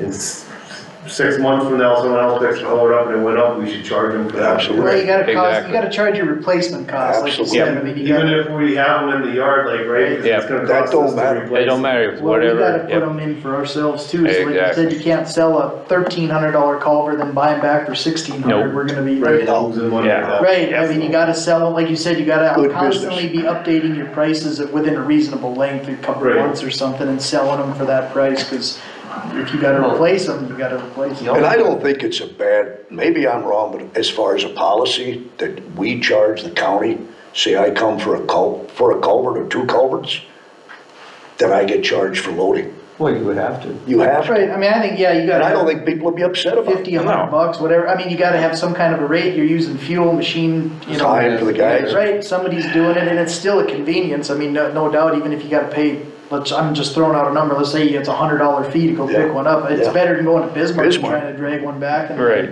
no, that's not. And then the other thing I think you need to specify is a time. Like, you need to have just like a window, like either the first and last hours of the day or the last Right. 2 hours of the day. That way you don't have people calling you at noon and you're trying to run a guy back to the shop to load a Yeah. culvert. That's not gonna work. No, just, And So I just would like spell it it to, I don't wanna deal with any money, any checks out there, I would rather have them call us and order it, or tell us what they want, we can submit it to Marlis and be like, this is there, and they can drop off a check or pay cash or whatever, then they get a receipt and they bring it out to us. Yeah. Well, I Just think, shows that it's paid for or whatever, cause I don't wanna deal with any money out there. you don't wanna deal with the money. Checks or nothing like that. well, and I can tell you, there's plenty of things that I do business for, I gotta pay for it before I pick it up. Right. I mean, it's not like it's an unheard of thing. If they want a 40-foot long by 18-inch culvert, you quote them a price and what it costs to load it and schedule an appointment. They gotta come in and pay Marcy, and then they give you some kind of slip, like here it is, it's paid, or she, whatever system you wanna work out that way, when you know it's paid, you load it, you're done. That should be the. Your hands are washed, Right, nothing comes well, it back should come onto through the you. treasurer's office, not even Marcy specifically, but the treasurer's office should handle it. If, you know, however I mean, we need to work a system out so they know what they need to be receiving and you know it's paid for, but That's there's the way to I don't do it. have a problem with that at all, because when I mean, anytime I do something, there's gotta be some kind of establishment where I have some receipt or delivery I mean, you go to Menards, you gotta pay for it up front, drive around out back with your slip, it's not uncommon. So I think that's a good system too, and then that way, you know it's paid for, and Yep, Marcy yep, knows yep. it's squared away, we're not trying to put things on people's taxes and all that, and this guy picked it up, but it's for this guy's land, no. Whoever picks it up needs to have some kind of slip, somebody needs to call in with a credit card, whatever the proper way is, it needs to get settled. I don't disagree with that at all. So I guess you guys Point made. have to set the docking fee or handling fee, or Okay. you guys, that's. Well, okay, so then the first question is gonna be with that, you would load it with a payloader. Give or take, or we have a bigger forklift, so if we can get back to them with. Forklift, skid loader, payloader. Right. And we We're probably not have- handling it. No, well, my point is any one of them three equipments, if we look at our hourly rate, we're probably in the neighborhood of like $100 to $150 an hour probably. I'm just guessing, without looking at any numbers, so, I mean, I would just basically kinda have it settled on cause even if it takes 5 minutes to load the culvert on the trailer, it took you time to get it, go over there, load it, back, and whether you had to start it, let it warm up, you're gonna have a half hour to an hour into it by the time you're all done anyway, practically. I mean, when you think about it. So we're saying $75? Well, I'm just saying, either, like you said, if you wanna, I'd if you say think a 100. half hour's fair, and it's 125 across the board for all three of them pieces of equipment, then take 125 and cut it in half, or, like you You know, said, 'cause- make it a round number, make it Yeah, $100. because That's- sometimes it might be cheaper and sometimes more. So Well, if you then make it- $100, I think $100 is probably a good round number, it's simple, and I would say you're in the ballpark with your hourly rates on any one of those smaller culvert, you can use a skid loader, big one, you're gonna use a dang payloader. Roundabout time, you're gonna have $100 in it every time. Yeah. 75 to 150, call it 100. So I'd say start with that. What do you want, a motion on it, or what do you wanna do? So we got Well, something we to You guys record? will have to. We can make- do You that. have to make a motion. Right, so I mean, that would be the big thing is, let's make a And then- motion on a handling fee. Is that what you want, what, handling? I'd call it a handling fee, Yeah. that's what it is. We got it stocked here, we went through the work to stock it. Yeah. We're loading it for them, it's worth something. But like you said, I wouldn't, either early in the morning when you guys get there. Right, we're gonna. 2 o'clock in the afternoon with the receipts. When you're all out in the field. It's gotta work for us, cause like you said, we want guys out blading the roads, not running back to load a culvert for, Right. to put an extra $100 in the coffers, that ain't worth it, it's just not. So, yeah, I guess for the settling of the handling fee, if somebody wants to make a motion. I'll make a motion for a handling fee of $100 loading, Okay, I'll second. culvert or material. well, yeah. I won't say material, let's just have culvert a- or yeah, culvert flares, you got handling fee. flares too, or no? No, we don't really carry a lot of. Okay, flares on, yeah. okay. Okay, well, I'd say for the basis of the culverts, let's just stick to that for now, and Yeah. just have a motion of $100 handling fee for culverts. Yeah. I'll make a motion to that. I'll second. Motioned and seconded by Commissioner Materi and Commissioner Holmes, is there any more discussion on the handling fee for? Is that each piece, or say they get 3 at a time? I think we do every piece, that's just the easiest way to do it, if you're gonna get 3 culverts, it's $300, like.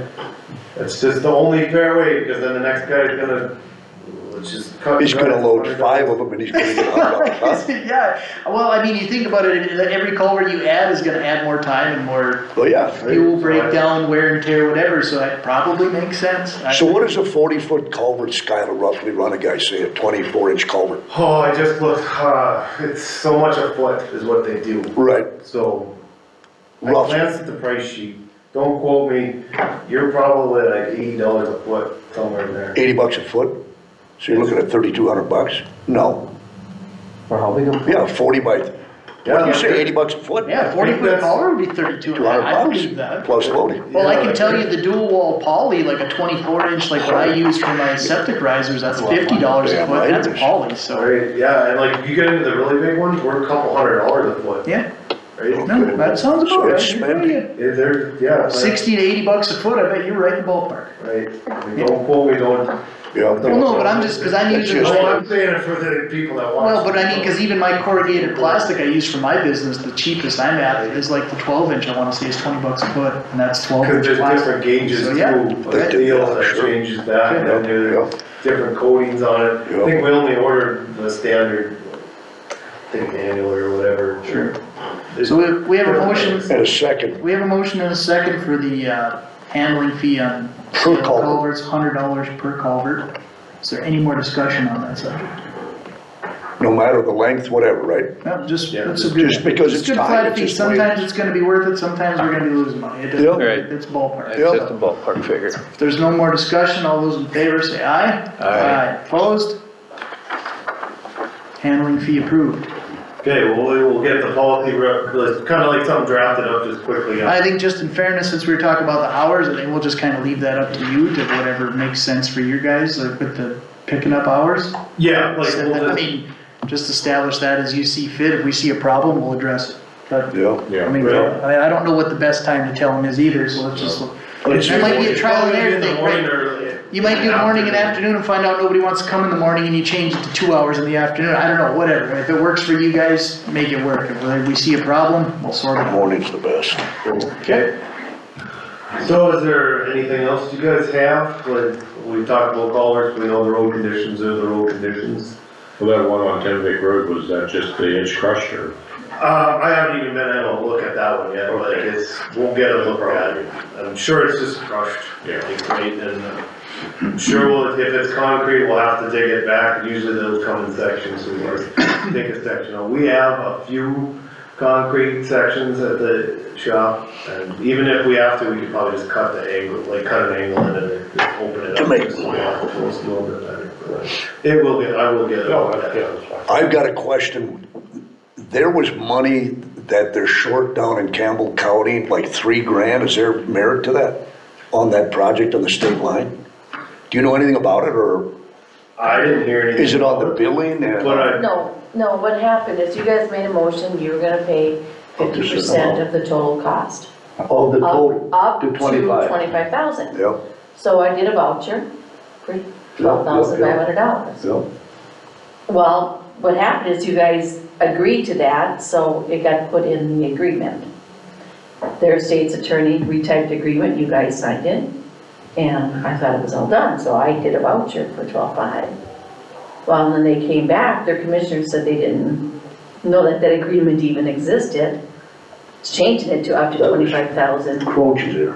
So they sent another bill, and I made a voucher out today for if you guys would approve it or not, Okay, for the addition. okay. So Terry Madden called me from Campbell County, and he had just kinda asked what the deal was, why we limited it to 25,000, and I told him that was just to protect ourselves. Right, But right. I told him, I mean, if you needed to go the extra mile and there was a few thousand more dollars, I don't see why we should waffle away from a 50% cost share. They helped us out, they did a project, it was good for both of us.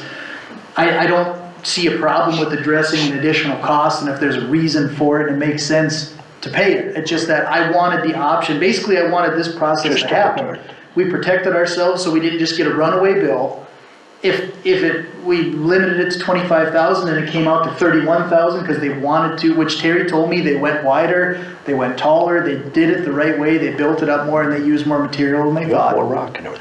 I mean, I feel like an extra couple thousand, if we would've revisited the issue and we would've went, let's go up to 30,000, I don't think anybody here would argue that, would we? I mean, it was a reasonable cost. Yeah. Now, if we limited it to 25,000, they came back with a $70,000 bill, that's what I wanted to protect ourselves against. Not saying they would've done it, but I wanted the ability to address it if it was higher than 25,000, which is what we're doing.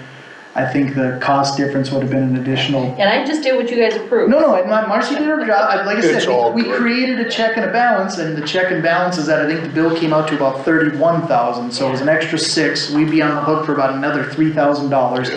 which I don't think is unfair, because that estimate was a rough estimate, they weren't sure how it was gonna turn out.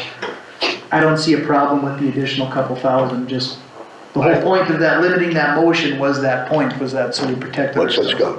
I saw the voucher come through, I signed it, so it's now up to you guys if you want to. Right, but I mean, you didn't see an issue with it either, right? I mean, No. they shot in a shot in the dark of going around 22 to 25,000 as they dug into it, just like I've done many times on a project.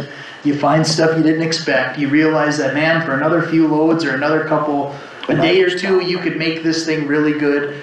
I told Terry I would rather pay a little extra than have them short it and it wash out in 10 And then come back again. Right, and Terry wasn't upset, but he was just like, why'd you guys limit it? I said, just for this exact reason, if it came out higher, we got a chance to look into it, so. I drove down and looked at it multiple times. They were ready to move out the day after.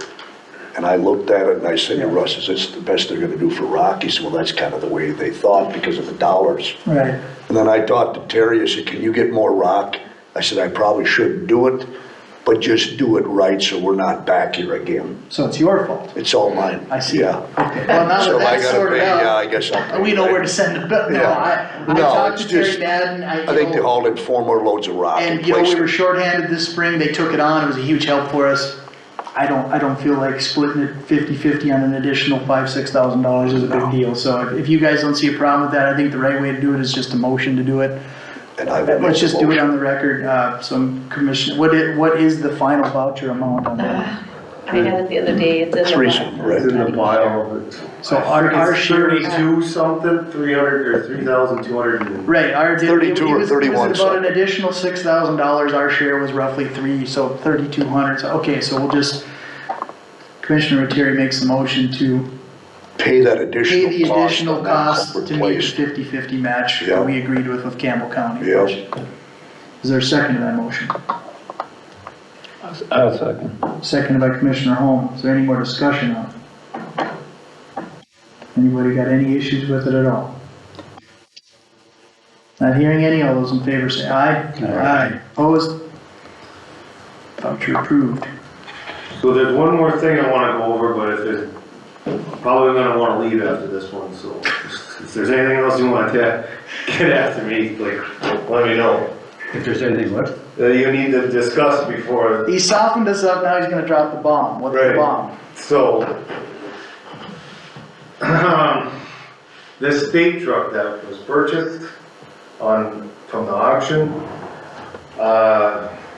it's kind of becoming a money pit. It is. I got another quote to fix it, and it's a pretty high quote. I'm asking To repair what exactly? What's wrong with it? to repair the valving in there for all that, and that valving's really For expensive. the That plows? valving runs all your snow plow, your live bottom, your wing, stuff that if it would've worked out great, would've benefited us greatly. Now I don't think it's worth the value in it to fix it for us. So I'm asking to sell it, like put it back on auction, like be as fair as we can with the people, not lie to them. And we're probably gonna take a little bit of a loss on it, but I think it's better to take a little bit of a loss than get into a giant money pit.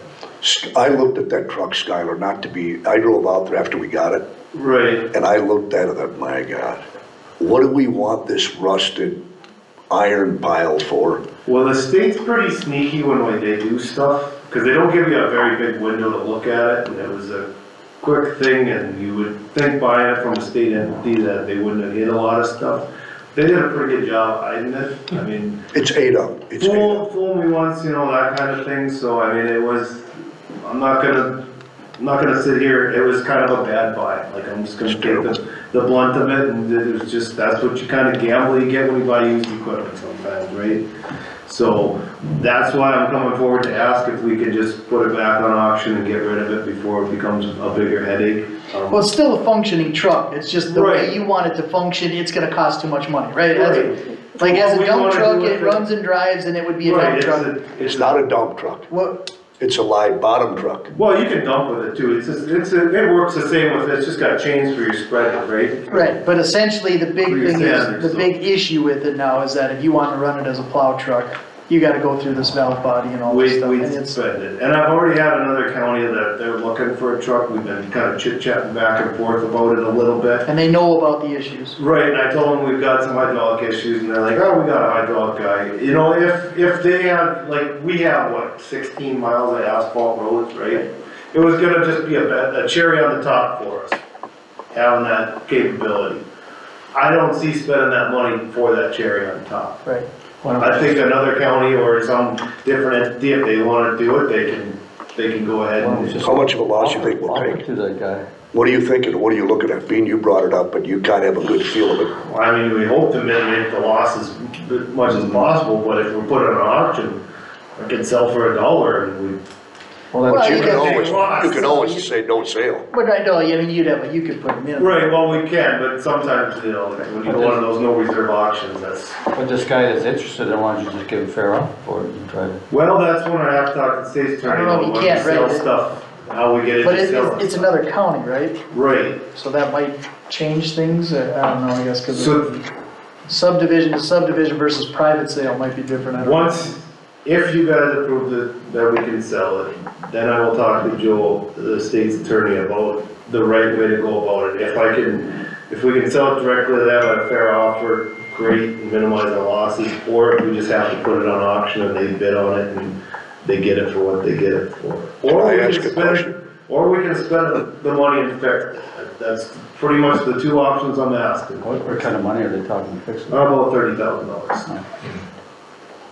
You don't want to get involved in that. Well, you could put Live and 30,000 learn, into just you have know? something, Right, right? I mean. I mean, I'll just say this, I mean, I bought stuff on the MDU auctions and stuff like that too. I've gotten some really good deals, and I've bought a couple stinkers too. I mean, that's the trouble. I mean, I'll say this, the state auction, this to me is kind of another issue, because I've kind of had an issue with the state auction, because I've looked at some stuff, and it's like, the pictures they put on the internet versus when you go and dig through, and I'll say another thing that frustrates me, they have it in a locked area, they still don't let you go in the cabs and stuff like that unless you beg for it. Like, I'm kind of frustrated with it too, because it's like, you know, people look at the state auction like, well, it's fleet, probably well-maintained or decent, you know, they wouldn't just run junk out there. It's surprising what I'm gonna say, it's disappointment. So I mean, you're saying they're I'm not trying to defend the deal like with Skylar's deal. I just, in the back of my mind, when they said they were going to the state auction, I'm like, well, there's some cherries in there, but there's some turds too. It might not even be DOT, That's probably why they're selling them, is they can't even pass their own tests, you know, it is kind of shameful. Just live and learn, I'd say. I think Right, that's the- I think cutting bait and backing away from it before it turns into too much is, before you can't get out of it, where it's too much, where it's just a bad deal. And I think if you're full disclosure with someone and they offer you a fair price and it happens, I mean, I think it's probably just best to part. You gonna run it by us before you dump it, or what? Yeah, well, I mean, I think Well, I mean, I guess that we'll have to think. No, if you say sell it, like, Yeah. I'm gonna talk with the Well, yeah, I guess that's the attorney and thing, see what- if we can sell it to that At county this point, directly, or if we just put it on auction and if we take a beating, we take a beating on it. That's it. I mean, I'll just tell you, I if you get someone that's interested in it and it's a fair offer and it's a legal scenario, I don't have a number in my head that's gonna make me feel good about keeping it or selling it. I think you just probably part ways with it and just. Right, so, and I mean, if we can't do it that way and we have to put it on auction, I mean, obviously, the auction people know we've fared pretty, I would say pretty well going through that depth auction that we've been selling, that we've sold stuff on. I mean, to be honest with you, this would probably, if we take a loss on it, this would be the first one we've Well, done. and it probably Taking a will, loss on that. if someone's got a certain purpose for it and it's functional in that purpose, it could be a good rig, but for what we wanna do with it, it's not. Right, what and we they might want. have like one lane in the back with a valving system. Right, maybe, so, I mean, that's, I, Their truck shop, the valves are good. I don't remember, what did we pay for that truck? 30-something? We had 34, I believe it was. She'll end up, if you do this, you'll end up with 60 to 70 grand. yeah, for we that, could you be- could've went and leased yourself a new truck, Yeah, so you're better right. off to just get out of it, And yeah. like I said, it would've been if a truck would've been great and stuff, I mean, we would've we'd be all smiling and, Well, but, I will bring up. Stay away from rust. I will bring up an interesting point though, cause it comes up all the time, like when people go, why do we lease new blades? You know, how can we go around and we buy some of this new stuff, and you're going, well, and over the years, Alex Johnner, when he was commissioner and he was road superintendent before that, always told me, you don't wanna go down this road because they had those problems where you try and run these, you try and get a deal, and you find out the reason it's a deal is cause the tranny was going out, and yet, you can budget payments, it's hard to budget downtime and bills, you know, and so, I mean, not advocating that you always buy brand new, but this is a good example of sometimes why, if we want a truck that bad, we should probably just lease the new truck or not get one, because the used market is 50-50 might even be generous, I mean, so, it's just a good example sometimes of, we need to probably either stay away from certain equipment, or if we need it that bad, we should probably look at getting very new to new equipment with warranty and, you know, I mean, that kind of is a good example of it. we'll go south where they don't have one of us. Stay away. Buy everything in So, Arizona. yeah, I mean, I'm gonna, it's just, I want a lesson learned for it. Well, I guess It's a bad beat, but I'm willing to take that beat. is it the Live and opinion, learn, yeah. is it the opinion of the commissioners to just cut bait from it rather than keep sticking money Right. into it? Is that kind of a mutual? Yeah. So with Well, I would say- that, we will talk with this, I will talk with the state's attorney and see if we can legally Do it the sell it. legal way, and If then, not, we're putting it on auction. well, I'd say just do it, yeah. See you later. Okay. Well, that's all I had now. Then the only other issue was the pickup. That was I brought up, didn't bring it up. that was brought up earlier in the meeting about use of the pickup. Right. Well, according to the bylaws, or the rules for employees, taking a company or a county pickup home for back and forth work is not permitted. Right. Is it still being used every day? Not every day, no, but, I mean, we just like, what Tuesday, there was tires put on it and this work and stuff like that, so, we picked up parts on Tuesday with it, stuff like that, so. Yeah, Like, you know, I'm not like- going back and forth every day for just, like, I'm not driving it home to, but if you guys don't want me to do that, then we will send the guy back up there to get the parts, that's whatever you guys wanna do. So how often do you take it home? I mean, not that, I mean, I'd say probably at least once a week, if not twice a week, could be, some weeks are more, some weeks are less, some weeks are. Well, that's all Is we're it asking. logged? I mean, That's all we asked. We were talking Yeah. about it. The discussion was, is it logged when it's used or not used? Or is there a track record of it being used or not used? No, we don't track anything that we. Well, it's just the diesel fuel's getting so high and the appreciation of the truck wearing it out, you know. It's a gas, so. I think Yeah. that- That's here nor there, but. Right, so- well, we're just going, trying to treat everybody the same. Right. Employee, because it Right. basically says you're not allowed to take it home unless, for a reason. We're doing business, we're Right. for county business. So right? that's all we're asking, you know, Yeah. if that's what you're doing, fine, Yeah. but if you're driving it home just to go home and come back, no, you can't do that. But if you're Right. picking up parts, no problem, If you're yeah. picking up a $5 filter though, we got, and I'm gonna say this, there's 5 common carriers that come down here every day. Every day. So I think a lot of these parts could be delivered by one of these 5 common carriers. Speedy, FedEx, UPS, whoever, US Mail. We're just talking. We sure can look into that, but have you seen what shipping costs? I know what it is. It's not cheap. Right. But the depreciation, $200 to have that $5 part shipped here, some days, right? Like, because it's being questioned, because when It's I been first come on questioned- I mean, board, it's been questioned for a year and a half now. Yeah. Like, it's, I mean, I don't know how many times I have to tell people, like, the same thing, I'm sure it's the same 5 people that keep questioning it, because they're bitter at me for some reason that I didn't ever do anything to them, and they're bitter at me and they go on Facebook and we've all been through this. I know you're a new commissioner. Right. And like you, like, it's, I got a letter the other day from somebody, but they didn't sign it or anything, but I have no idea who it was or whatever, stating that, but. right. And I get it too, If they Scott. can't get it, if they can't sign a name to it, obviously it's not legit, right? If you- That's how I feel, you know, if they don't have enough guts to sign their name, then. Right, so it's bitter people, but no, the pickup does not get used unless it's county use. We just want, all the, employees of the county to be treated the same, you know, not somebody gets an advantage of it, that's all we're asking. Right. Yeah. Because initially, when I questioned it, Skylar, that was in the December, January meetings, if you're gonna establish residency in Emmons County, the first December meeting, you said you were gonna get a place I with was the next. looking at it. Pardon? Sorry, I was looking. Okay, I'm just explaining what took place, and it's on video. Right. So people question this. It was gonna be within the next day and a half, in December.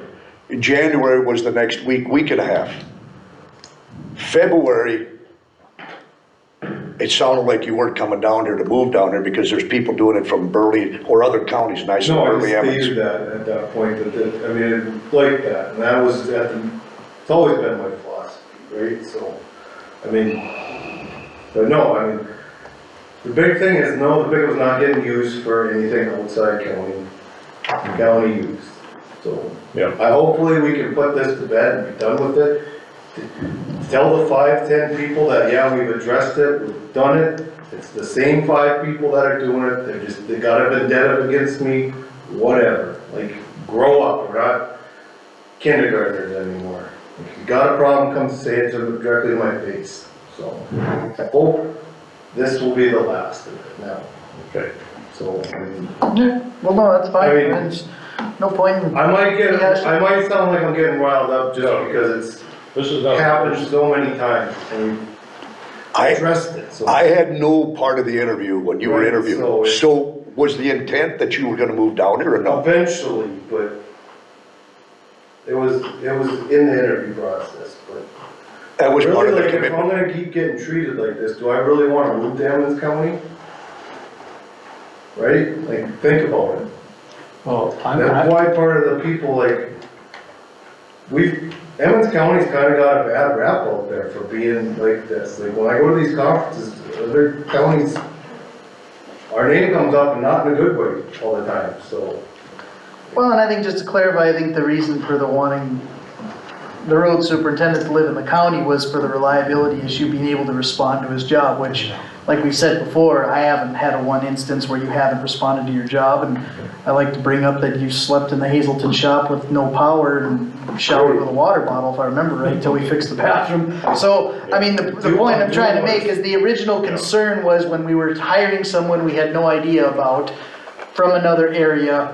The concern was, well, you're gonna have this guy living in Bismarck, Mandan, wherever, and he's not gonna wanna come down during blizzards because of that, which you have proven, you've either stayed down here or you've come down no matter the reason. And so I feel that that's not really an issue anymore. So whether or not you live in Emmons County really doesn't matter to me in that respect. It really doesn't. I mean, we've had other blade operators that haven't lived in the county. I mean, if they're good employees and they come to work every day when they should and they do what they do, whether they live in Wishick or Mandan or Bismarck or wherever, really shouldn't matter. I mean, I just don't. But I gotta compare it, excuse me, and I don't wanna get into a match, but I look at the guy sitting to the left of us over here, Joe Hanson. He's with the county. He's an employee, state's attorney. We don't furnish a vehicle for him. We don't furnish gas for him. He commutes back and forth at his own expense. There's a gal, I think, where she at, in the sheriff's department, wherever she's at, she commutes back and forth to Bismarck every day. We don't furnish nothing for her. Right. So I'm just saying it to be fair to all. Right. It's not. There's gotta be fair to all, you know? And I You know what I'm saying? understand that. I'm not picking on you, No, and Scott. I get that, but when they go up to get something from Bismarck, or when you guys go to the 6 county meetings or whatever, do you take a county vehicle, cause you're doing county business, correct? Yeah, Same policy here. I can understand When I go that. up there, I'm doing county business, I'm not, does it happen that I sleep there at the nighttime and then come home or pick the part up at nighttime or pick it up in the morning?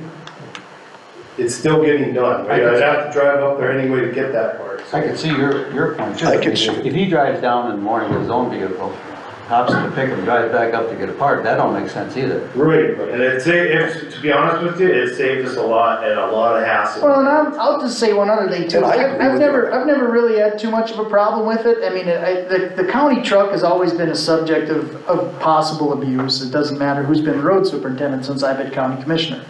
I know that Ford pickup had 80,000 miles put on it the first year, and me and Donnie again were the only ones here at that time. We had a windshield fixed on it, and on the odometer reading, it said 84,000 miles. It was a year old. A year old. Yeah, it was a year old. It had 84,000 miles on it. But it's a huge county. Drive from Braddock to Hague sometime. Well, I know. And on top of that, the other thing I'll tell you, and it used to kind of drive me a little bit nuts too, is I know for a fact when I first started as county commissioner, we'd have to run a semi to Bismarck. And you'd see a semi go, and then you'd see a county truck behind it. And then they'd pick them back up. And you're kind of going, is that the most efficient way? And there's been plenty of times where Skylar's taken a semi to Bismarck and then like either must have had his girlfriend pick him up or something, or worked something out and brought it back the next day or left it. I know. And I mean, and I'm not trying to And just I'm not defend trying to Skylar. pick on you, you know? No. Are they picking up things every time that absolutely needs to get picked up? Okay, you could make the argument one way or the other, but we either need to craft some kind of policy other than just you can't take a vehicle home, because like you said, we've used the county vehicles to go to 6 county conferences. Right, yeah. There's other people that take it when they go to Ellendale to deliver an envelope. They take the county vehicle. I mean, is that an efficient use of tech? Well, but how do you expect people to take their own vehicle? I know being on the social service board for years, we had our CPS people and all that taking their own vehicles. They were actually using their own car seats to like pick other people's kids up and stuff like that. Like, you have to provide the employees with so they're not using their own personal vehicles for some of this stuff. So, you can't have them driving around doing things all the time, so they use a county vehicle. Now, like you said, if Skylar puts 100,000 miles on that pickup, and 95,000 of them are above board, and there's 5,000 that were, does that make him a bad employee, or does that just make it like, well, there was a circumstance where he already had it up there and they were out of milk and he ran to the grocery store and got it? Does that make him a bad? Well, I'm just using it as an We're example. just talking just 'Cause my because point we is- get heat right, stuff, because I you just- know? The point this solves it all, like I hope they. All never I'm saying come is back. this kind of stuff, them pickups have been heading to Bismarck and Fargo and Minot and Dickinson since I've been a county commissioner. It just so happened that everybody lived in Linton, so it came back the same day. But did that part need to get picked up in Dickinson that day? Well, it depends. If shipping was gonna be crazy and it was gonna take 4 days and we needed it now, we sent someone to Dickinson to go get it. And if you were coming back from Dickinson and you seen an Emmons County pickup on the interstate, well, my God, that might be frustrating. But if you don't have all the context, Well, I think it's hard to understand. Somebody's just got a personal vendetta. Well, Well, it's precedent that people see over and above it, you know? It's the 10 people that have. I mean, the only other alternative is that you're using your personal vehicle every day on it and you're charging mileage to go pick up parts. And then when you start turning in $700 a month, $800 a month mileage bills, then it's gonna be a problem too. So I don't really have an answer for what the situation is specifically. There's times where I do pick up stuff on Fridays in town, like, it's like, I just need to get this now, today, so we Well, I can won't have have it. it, yeah. And I use my own personal vehicle. And I'm not gonna charge the county for that, that's just the nature of the beast that we're in. Yeah. Well, I mean, I can call these 10 people every time I do something with. for the sake of the agenda, so that everybody can eat a little lunch, I guess I will follow this by just saying, dang sure that when you're using it, you're following the Just rules. to cover. Yeah. Because, I mean, and That's always- it's on the record several times. Yep. If anybody finds out that it's not used the right way, you're gonna be dealt with appropriately. The hawk is flying, just so you know, you know? Right. Well, just so it's fair for everybody and it's on the record, it's been addressed. Just so you know, the hawk is flying, 100%. okay? So, It had to be addressed, you know? I get it. Good enough. And no hard feelings, it's just, it has to be addressed. I just couldn't say no hard feelings. Yeah, no, I mean, what? Yeah, no, it's not. Doing something wrong. Okay. I know sometimes, a person takes a. Okay, well, that being said, we have an appointment at 1:15 to go to Sometimes the you take it airport. personally, you can think, Oh, yeah. see it like, They're just gonna show you that. Basically, they want us to take, no, it's, You want to ride in my spot and I'll leave you can ride with the bus tour. How's it's an that, okay? educational field trip, so. I'll give you my cell number, you can give me an update what all took place, okay? Gary, if anything, can you push it to 1:30? 1:30. Just because we went 15, 20 minutes over here, but if. That's fine, you got, What do you want to do? Do you want to go over this other miscellaneous items? We got other miscellaneous items to go over. well, I mean, technically, we have a quorum, Donnie doesn't have to be here. What about me then? Can I leave too? We need a quorum, so Okay, you're there's gonna have to three. draw the straws on who Yeah. stays, I'm gonna stay. Okay. Well, what we're gonna do is we're gonna recess for lunch, and then I'll take it up. there better be enough people. You here will for be that here. meeting. I'm good. You will be here. It's meetings at recess. You will. Yeah.